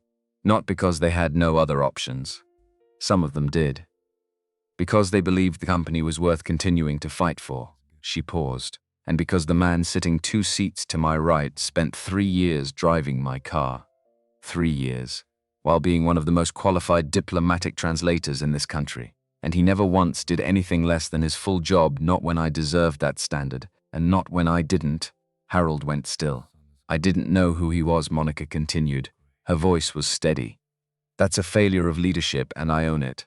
But the fact that he's in this room today and that this afternoon has gone the way it has, tells you something true about the people in this building. When leadership isn't paying full attention, some people lower their standards. Some people here kept them anyway." She looked at Victor Bryant directly. "That's why you should trust us. Not because we've been perfect. Because when we've fallen short, there have been people here who held the standard regardless." A silence followed that held a different weight from all the previous ones. Victor Bryant looked at Monica for a long moment. Then he looked at Harold. Harold held his gaze. He didn't look away, didn't look down. He met the older man's eyes with the steadiness of someone who had been waiting a long time to be seen clearly and had not lost himself in the waiting. The steadiness of someone who had carried something heavy and had not put it down. Then Victor said something. Not in English. In Cantonese, the language his father had spoken at home in Piedmont, the language Victor had grown up with on Sunday mornings when his father cooked and talked about building something that would outlast him. Harold had confirmed through the company's history that the Bryant family had emigrated from Hong Kong in the 1960s. He'd spent time in Hong Kong for an extended trade assignment in 2003. Cantonese had been a working language for 2 years. Harold understood every word. Victor spoke briefly. 2 sentences, the first. "My father used to say the measure of an organization is not what it does when things are easy. The second, it's what the people inside it do when no one is watching." Harold answered in Cantonese, quietly. 2 sentences, Sterling Global is still here, and so is he. The room was very quiet. Victor Bryant nodded. Once, slow, deliberate, the nod of a man who has reached a conclusion and is prepared to act on it. He picked up his pen and pulled the agreement toward him. The signing took 11 minutes. Victor read every page before he signed, each one the same unhurried attention he brought to everything. The habit his father had taught him, the practice of a man who had learned that what you sign is what you've agreed to, and that agreements are only as good as the understanding behind them. Harold sat quietly through it. Didn't fill the silence, let the time be what it needed to be. Teresa Coleman went through her annotated copy one final time after Victor signed, checking each flagged point against the final document. All of them addressed. She signed with a clean, decisive stroke, the signature of someone who had made a decision and was comfortable with it. Jason Walker initialed the section for technical attachments. He did it with the specific satisfaction of someone who had asked hard questions in a room and had gotten real answers and was now formalizing the record of that $1.4 billion. 50-50. Implementation beginning in 60 days.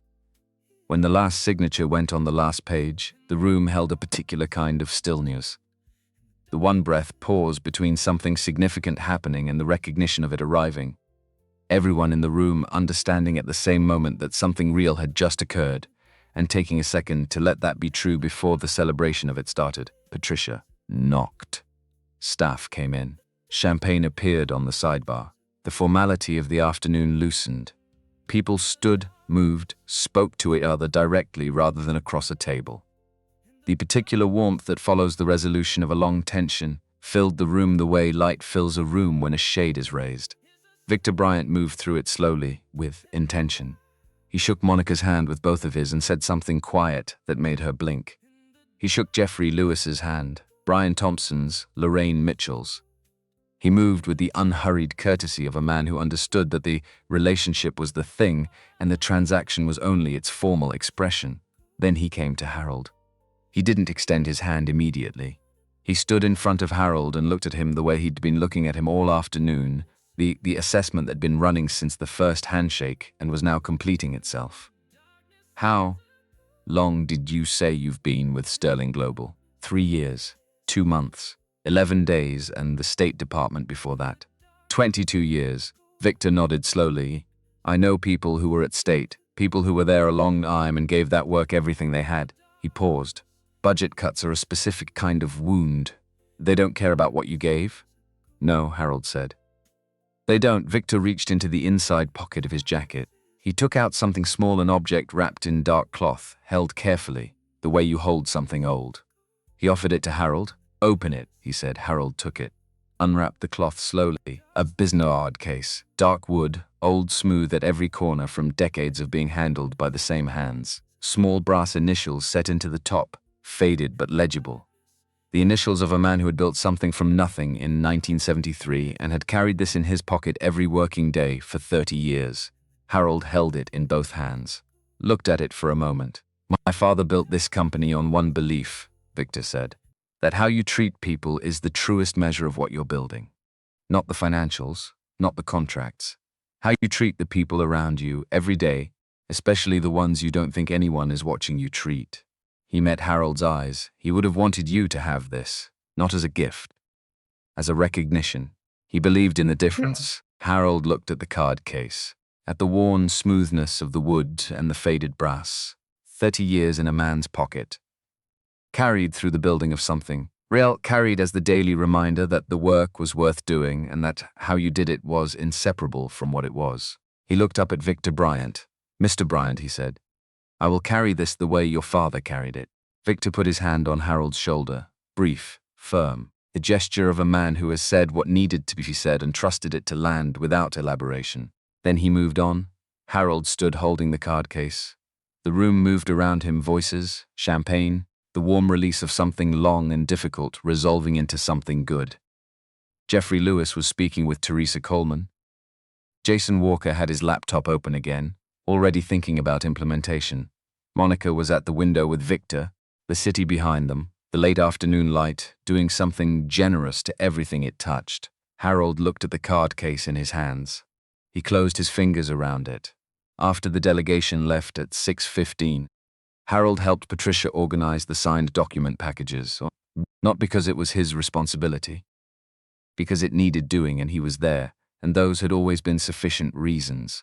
When the last folder was labeled and stacked, he walked down the hall to Monica's office. She was standing at the window, jacket off, shoes off, holding a glass of water in both hands and looking out at the city with the expression of someone who has been holding something very heavy for a very long time and has just been allowed, for the first time in a long time, to put it down. He knocked on the open door. She looked over. "Come in." He sat in the chair closer to the window, the one she used herself when she was thinking rather than working. She turned from the window and leaned against the edge of her desk. For a moment, neither of them said anything. The silence was the comfortable kind. The silence of two people who have been through something together and don't need to fill the air with words to confirm it. "Jeffrey called," she said. "He wants to schedule a formal meeting about structure, compensation, role definition." "Good." He used the word advocate, she said. Something almost like wonder in her voice. "He said he wants to advocate for you." "He's a good man," Harold said. He was protecting the company the way he understood how to protect it. Once the frame changed, he changed with it. That's worth more than getting it right the first time. "You're being generous. I'm being accurate. Those aren't the same thing." Monica turned the glass in her hands. "I have a proposal," she said. "Senior VP, International Relations. New role, it didn't exist this morning." She paused. "It should have existed before you walked through the door. A company doing the kind of international work Sterling does should have had this role 3 years ago. That's on me, and I'm not going to pretend otherwise." Harold looked at her steadily. "Salary at market rate for the position, $195, plus equity structured over 4 years. Board formally ratifies in 2 weeks. The role is yours, starting money if you offered it." Harold was quiet for a moment. "I have a condition," he said. "Name it." The hiring process changes, not as a stated initiative, not as a program with a name and a press release. A structural change in how this company identifies who it's actually talking to when it reviews candidates. He said it with the same even tone he used for everything, not as a demand, as a necessity. Skills, inventory. Background review that goes beyond recent job title. A formal process for identifying capability that isn't visible in a standard resume. Because there are people in this city right now driving cars, answering phones, cleaning offices who have something real to offer a company like this one, Avmont. And they will never get the chance because the process isn't designed to find them. What does the process look like? I design it. That's part of the role. If I'm VP of International Relations, I want the scope to include internal and external talent identification, a real program with real resources. How much? He told her. A specific number, not large, not impressive sounding, the number of someone who had thought carefully about what was actually needed rather than what would look significant. Monica considered it for 3 seconds. "Done. Done," she said. "In writing, in the role description before the board meeting." Harold nodded. "There's one more thing," he said. "What?" "I need to make a phone call." Monica looked at him. She understood immediately. "Use my office," she said. She picked up her jacket and her shoes from the floor beside the desk. "Takes as long as you need." She pulled the door to mostly close behind her, leaving a gap enough light from the hallway to reach the room without breaking the quiet of it. Harold sat in the chair by the window. The city outside was moving into evening. Buildings across the way were coming alive with interior light, as offices on the upper floors wound down and apartments on the lower ones woke up. The slow, daily exchange between work and rest, repeating itself in 10,000 windows at once. He picked up his phone, found Denise in his contacts, looked at her name for a moment, then he called. It rang twice. Baba, warm. A little tired in the specific way medical students were tired, the tiredness that came from doing something that mattered hard enough that the body registered the effort. "I was just thinking about you." "Hey, sweetheart," Harold said. "How was the big day?" "You said it was a big one." It was. He looked out the window at the city coming into its evening. "I want to tell you about it. But first I need to tell you something else." A pause. The pause of someone who had learned, from years of being the daughter of a man who chose his words, that when he said, "First I need to tell you something," it meant he'd been carrying the thing for a while. "Is Grandma okay?" "She's fine. She's good. This isn't about her, okay?" He heard her settle, the small physical shift of someone making space for a conversation that was going to require it. She'd done that since she was 8 years old. He'd noticed it then and had never stopped noticing it. "Tell me." Harold looked at the card case on the desk. The dark wood, the worn corners, the faded brass initials of a man who had built something from nothing and carried this in his pocket for 30 years as a daily reminder that how you did the work was inseparable from what the work was. You think I've been on sabbatical, he said. Writing a research paper, that's what you told me, I know. He was quiet for a moment. I lied to you. Not about everything. I did start outlining the paper. 3 pages. I kept them current so that if you asked me specifics, I could answer them. Quiet on the other end. I've been driving, Harold said. For a private company, as their driver. For the past 3 years, the silence stretched long enough that he almost said something into it. Then, Baba, I submitted 340 job applications, he said. In my field. In the 4 months after the State Department let me go. 14 interviews came from those. 0 offers. He said the numbers, the way he'd said his credentials that morning in the garage plainly, without weight on either end of them, because the facts were the facts and performing emotions around them didn't change them. Your tuition was due. Grandma's treatment was due. I needed income and the coordinator job at Riverside wasn't going to be enough to cover both. Why didn't you tell me? The question was simple. Not angry, he heard that clearly, listened for it, and didn't find it. Genuine.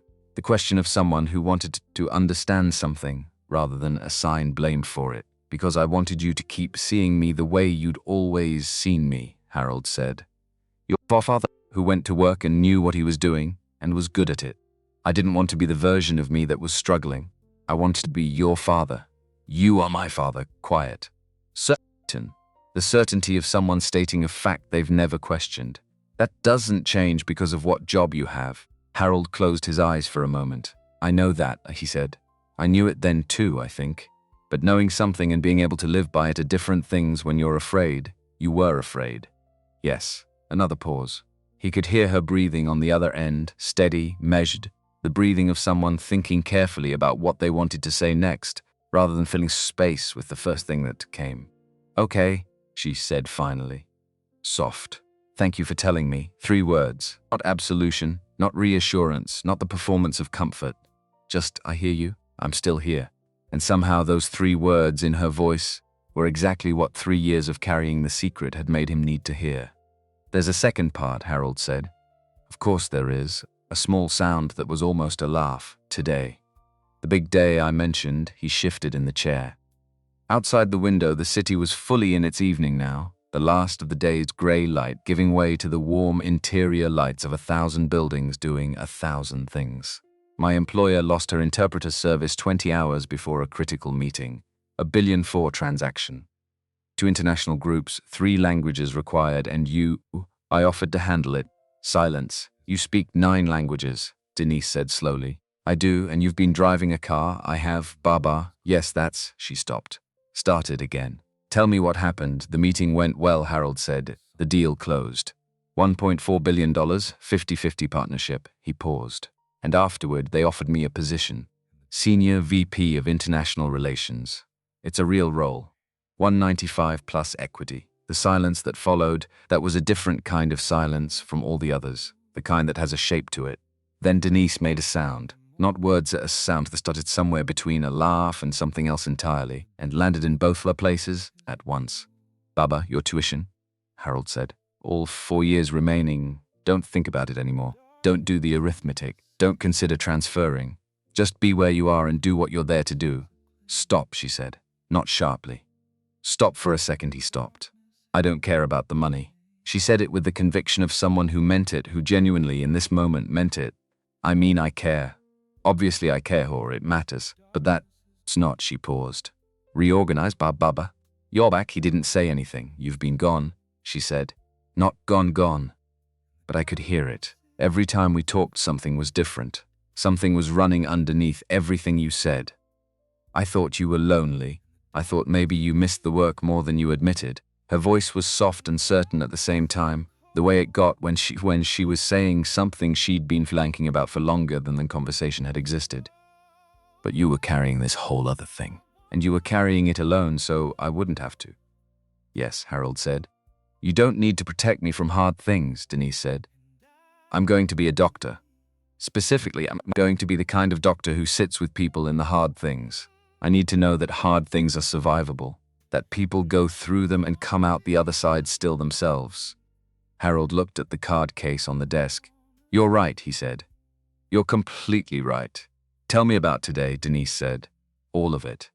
From the beginning, so adore her." He told her about the garage at 547, the chamois cloth, the radio running low, about the phone calls from the back seat and the quality of Monica Reed's silences as each one failed. About the moment he lowered the partition the few inches, the question about languages, the phone sliding through the gap. He told her about the three-way call in the car, about Monica's face in the rearview mirror when he switched languages, about the parking garage and turning around in his seat for the first time in 3 years and saying his own name and his own credentials out loud to someone who hadn't asked for them. He told her about the elevator and the boardroom, about Jeffrey Lewis writing things down, about the legal team and Clause 11 and the specific word substitution that made Robert start to object and then not object.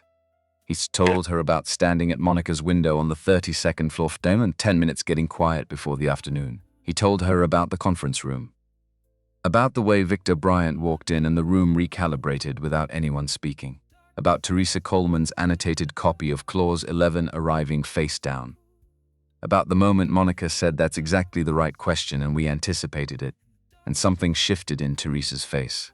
He told her about Victor Bryant's question, the real one, the one that wasn't about documents or financial projections, and about Monica's answer.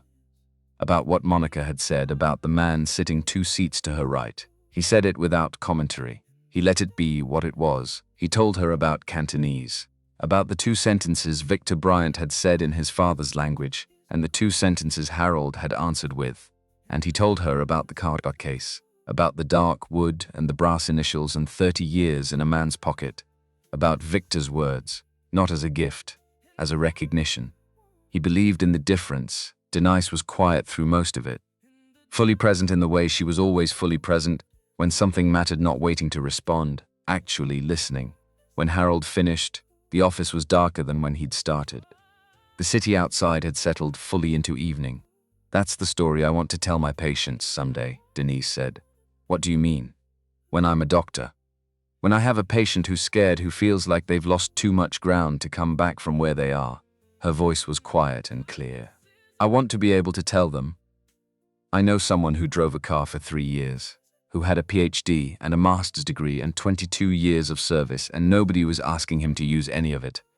And he never put down who he was. He kept it with him every single day, and when the room needed exactly who he was ready." Harold couldn't speak for a moment.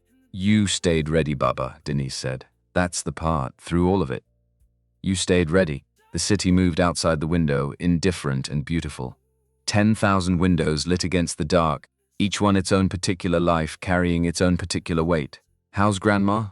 Denise asked. "Good. Tired from last week's session, but good. She asked about you on Sunday. Tell her I'm coming home in 6 weeks. Tell her I'll make that soup she likes, the one with the root vegetables. I'll tell her." "Baba?"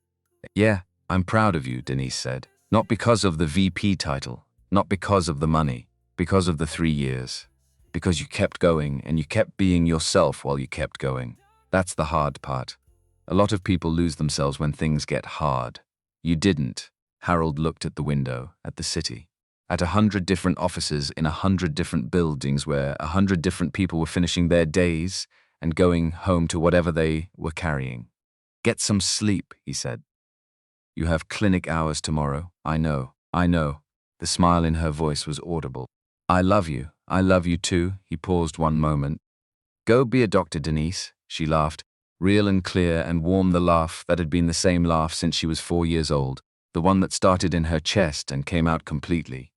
The call ended. Harold sat in the chair by the window for a while, not thinking about anything in particular, just sitting with the city outside and the quiet of an office at the end of a significant day, and the specific feeling of having said a true thing to someone who mattered, and having had them hear it. He picked up the card case from the desk, turned it over in his hands, set it down, then he stood, straightened his jacket, settled his cuffs, picked up the card case and put it in his inside jacket pocket, where it fit exactly as if the pocket had been designed for it. He walked to the door and found Monica in the hallway, leaning against the wall with her shoes back on and 2 cups of coffee from the kitchen down the corridor. She held one out when she saw him. He took it. Good call, she asked. Yes, he said. She nodded once. Didn't press for more. Some things were complete without elaboration, and she understood that.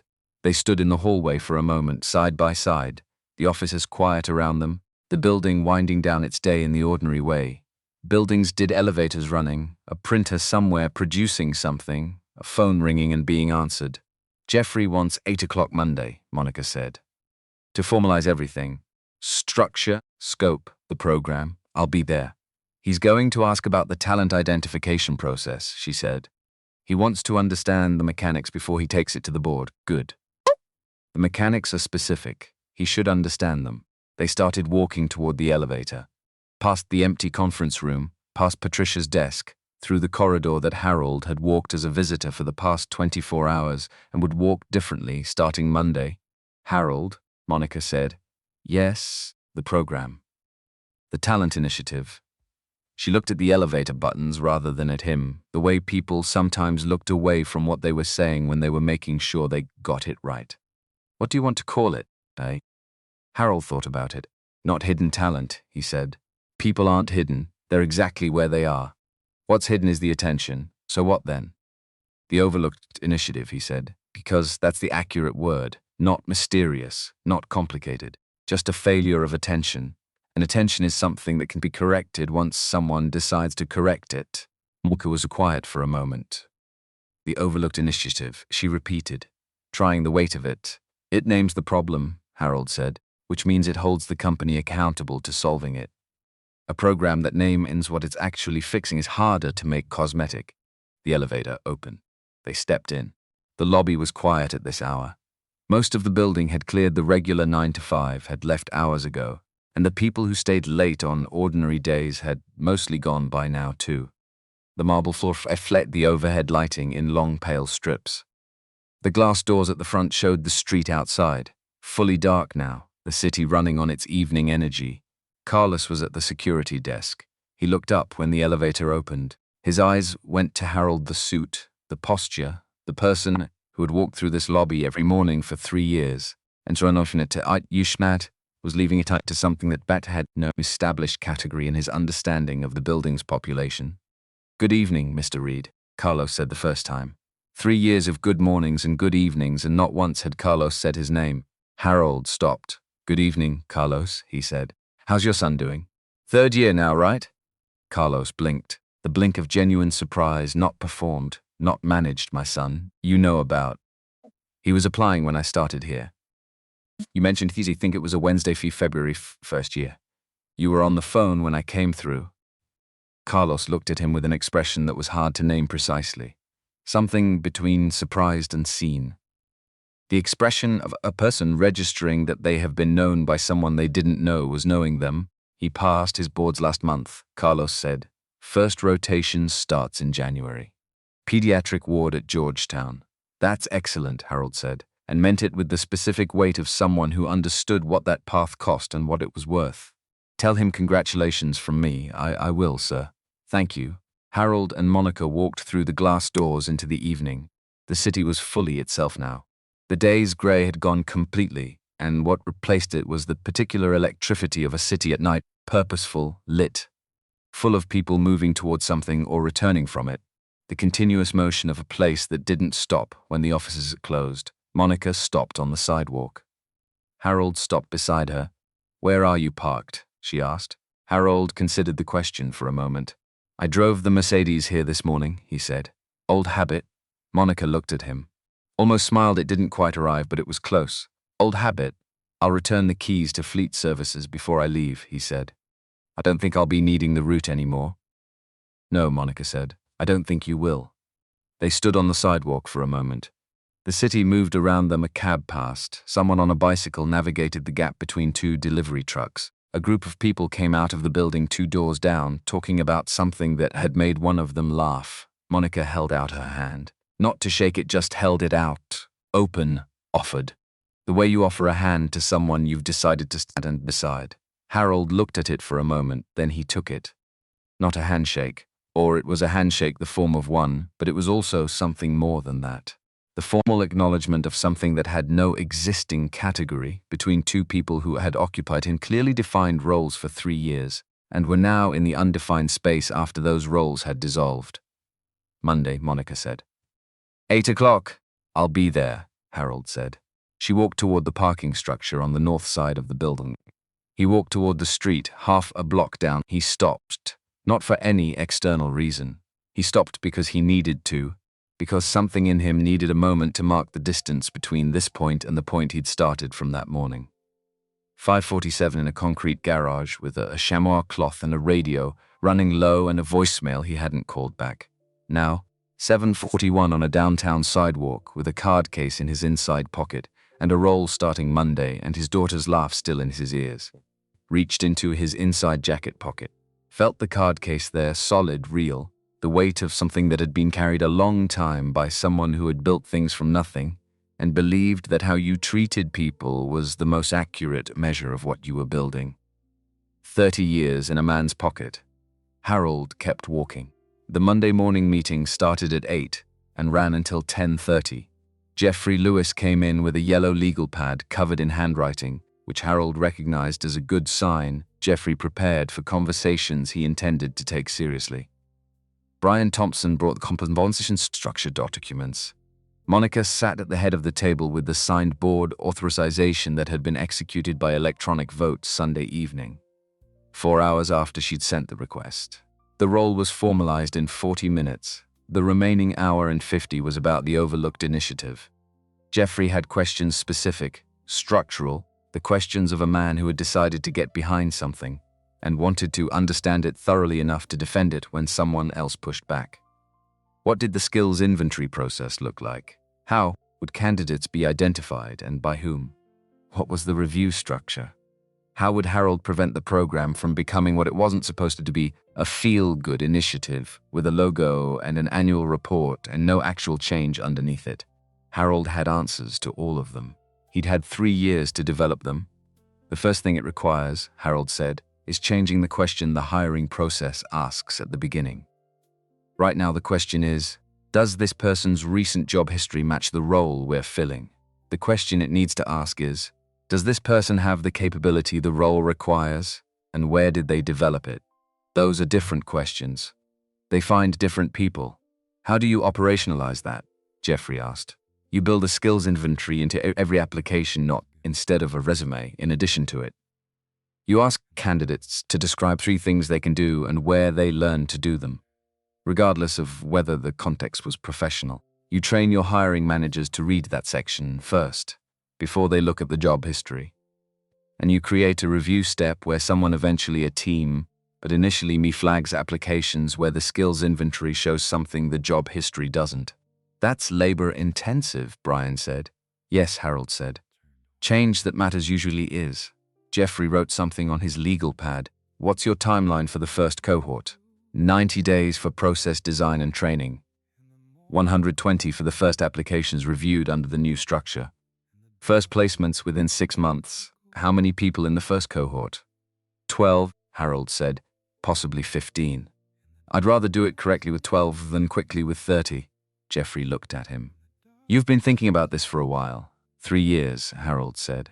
Give or take. The meeting ended with a signed authorization document and a standing weekly check-in. Jeffrey shook Harold's hand on the way out, a different handshake from the one in the boardroom 2 days before. This one had the quality of something settled. Harold's office was on the 32nd floor corner. 3 windows. Whilst Monica's previous office, she'd moved to the largest suite on 34 when the building reconfigured executive space the previous quarter, and the corner office had been sitting empty pending a decision about its use.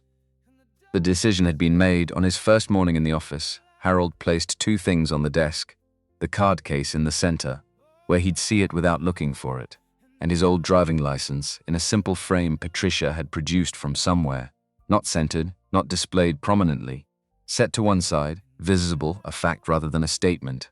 Patricia asked about it when she brought in the files for his first week. The card case is obvious, she said. What's license for? Reminder, Harold said. Of what? That there were seasons to things, he said, and that what you do in the hard season is who you are in the good one. Patricia looked at the license in its frame for a moment. Then she set the files as on the desk and left him to the first morning of the first day of the role he'd spent 3 years not losing himself while waiting for. He opened the first file, got to work. The overlooked initiative placed its first cohort of 11 people in the 14th week. Not all of them were dramatic. That was important. Harold had been careful in the design phase to resist the pull toward the dramatic case, the story that would look good in a press release. Dramatic cases were real, but they were rare, and building a program around them meant designing for exceptions rather than for the ordinary version of the problem, which was where most of the actual work was. The ordinary version of the problem. A woman in accounts receivable who had a background in actuarial science and had taken the AR position because her previous firm had dissolved and she needed something quickly. She'd been there for 2 years. Nobody had asked. She moved into risk analysis. The department had sent Harold a note 3 weeks in that said simply, "Where have you been keeping her?" A facilities coordinator with a master's degree in urban planning, who had taken the coordinator role after a personal situation, had required him to stay close to home for a year and had stayed because the year had extended and because nobody had suggested there might be something else available to him. He moved into the strategic facilities planning team. He redesigned 2 floors of the building in his first month in the role, and the redesign reduced operational costs by enough that Brian Thompson emailed Harold with a number and a question mark. A legal assistant who had passed the bar but couldn't afford the gap between passing and a first-year associate salary and had taken the assistant role as a bridge that had become permanent by accumulation rather than by choice. She moved into the legal team as a junior associate. Robert, who had initially been skeptical of the program in the abstract, sent Harold a message after her first week that said, "I understand now what you were talking about." 11 people in 14 weeks. Harold kept track of each one. Not for reporting purposes, the board received formal updates quarterly. He kept track because they were specific people whose specific situations he knew, and knowing them specifically mattered to him in a way that had nothing to do with metrics.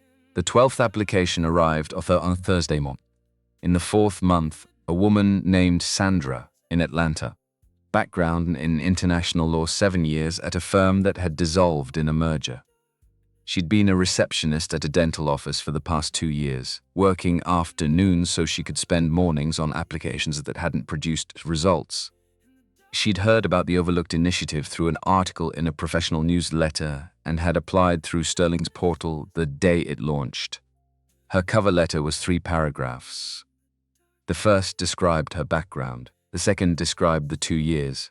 The third said, "I'm not asking for charity. I'm asking for a chance to do the work I was trained to do." Harold read it twice, made a note, passed it to his assistant with a flag, "Priority review."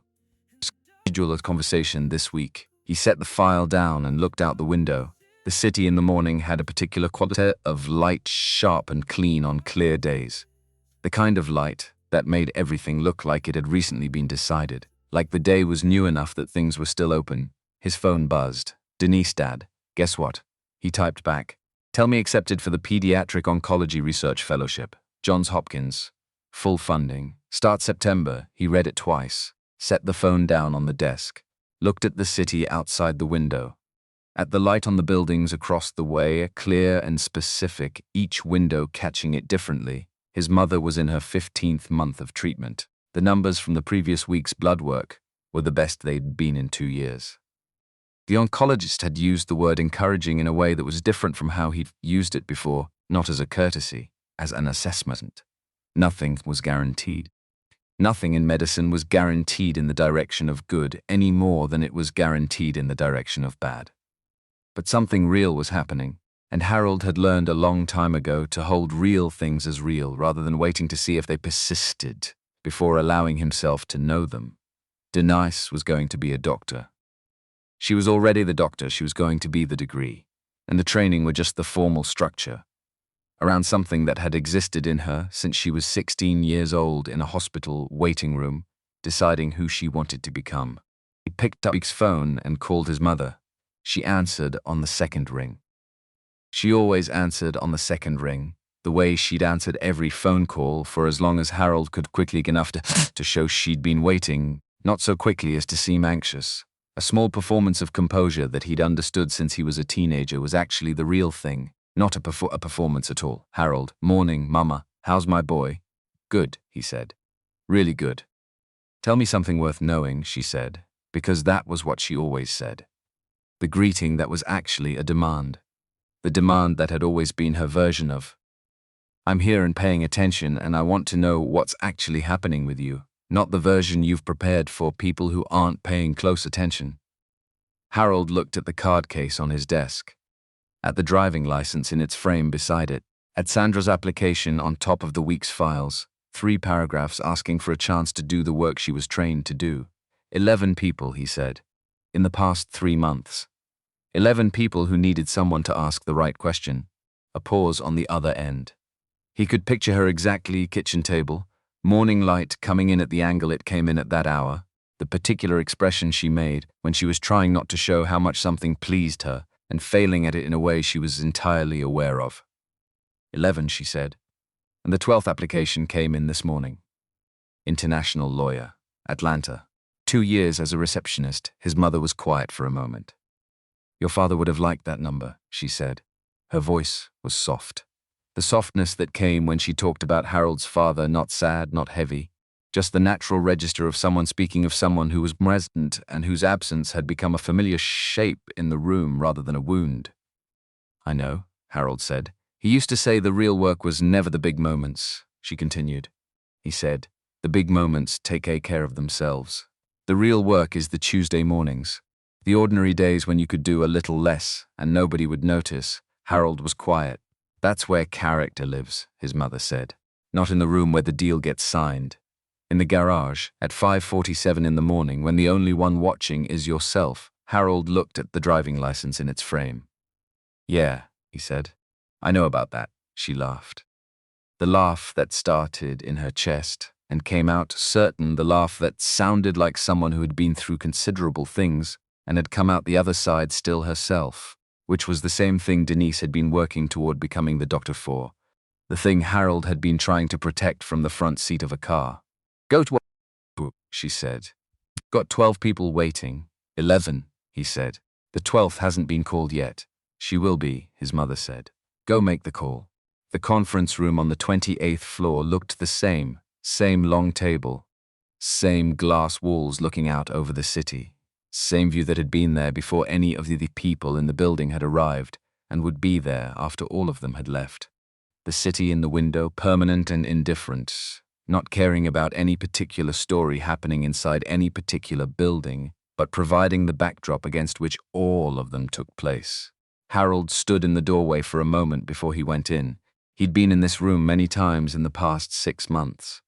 It was the main conference room, used for any meeting significant enough to require the 28th floor, and since the Bryant deal had closed, and the partnerships it opened, had begun generating the secondary and tertiary business that successful partnerships generated, there had been a great many meetings significant enough.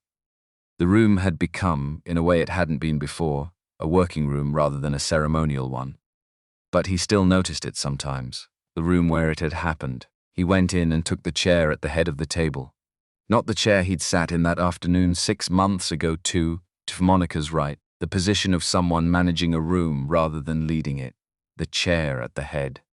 The chair that faced the windows and the city beyond them and the view that stretched east over downtown Washington on Morganton until it got hazy at the edges and you couldn't quite tell where the city ended and the distance began. Patricia knocked.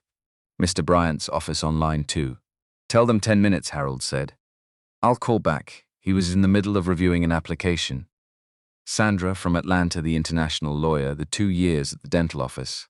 He'd spoken with her twice now, once in the initial call and once in a longer conversation about the specific work she'd done before the firm dissolved and what she'd been doing with her legal mind in the 2 years since, because Harold had found that what people did with their minds during the years, nobody was asking them to use their minds professionally, was frequently more revealing than what they'd done when they were being paid to. Sandra had spent her lunch breaks for 2 years reviewing international arbitration decisions. Not for any professional purpose. There was no professional purpose for a dental office receptionist reviewing international arbitration decisions. She'd done it because it was the work she loved, and she hadn't been willing to let herself stop loving it just because the circumstances didn't currently require it. Harold had recognized that immediately. He made a notation in the file, flagged it for the next step, passed it to his assistant with a note, "Move forward." Scheduled formal interview with Robert's team and with international relations. He set the file down, his phone buzzed. A text from Denise. "First week of the fellowship done. Baba, it's incredible. The cases are," and then several lines that described the cases with the specific enthusiasm of someone who had found the exact place they were supposed to be, and was registering the rightness of it with their whole self. He read it twice. Type back. "Tell me everything Sunday. Proud of you. Love you, Baba." He set the phone face down on the table and looked out the window. The city on a clear morning had a quality that was hard to describe accurately, something about the light at that hour. The way it came in at an angle that made the buildings look more specific than they did at other times. Each one distinct from the others, each one containing whatever it contained. Hundreds of buildings, thousands of floors, tens of thousands of rooms where people were starting their Tuesdays, their ordinary days, carrying what they carried and doing what they did. Somewhere in the city, right now, there was a person driving a car or answering a phone or stacking shelves or mopping a floor. Someone with a degree in a drawer and a skill set that nobody had thought to ask about. Someone who had been showing up every day for months or years and doing the work in front of them without us losing who they were, because losing who you were was the one thing you couldn't afford even when everything else had to be adjusted. Harold knew what that cost. He knew exactly what it weighed. He picked up the card case from the desk and turned it over in his hands the way he sometimes did when he needed to think about something that mattered. The wood smooth at every corner. The brass initials faded and legible. The weight of it specific and real.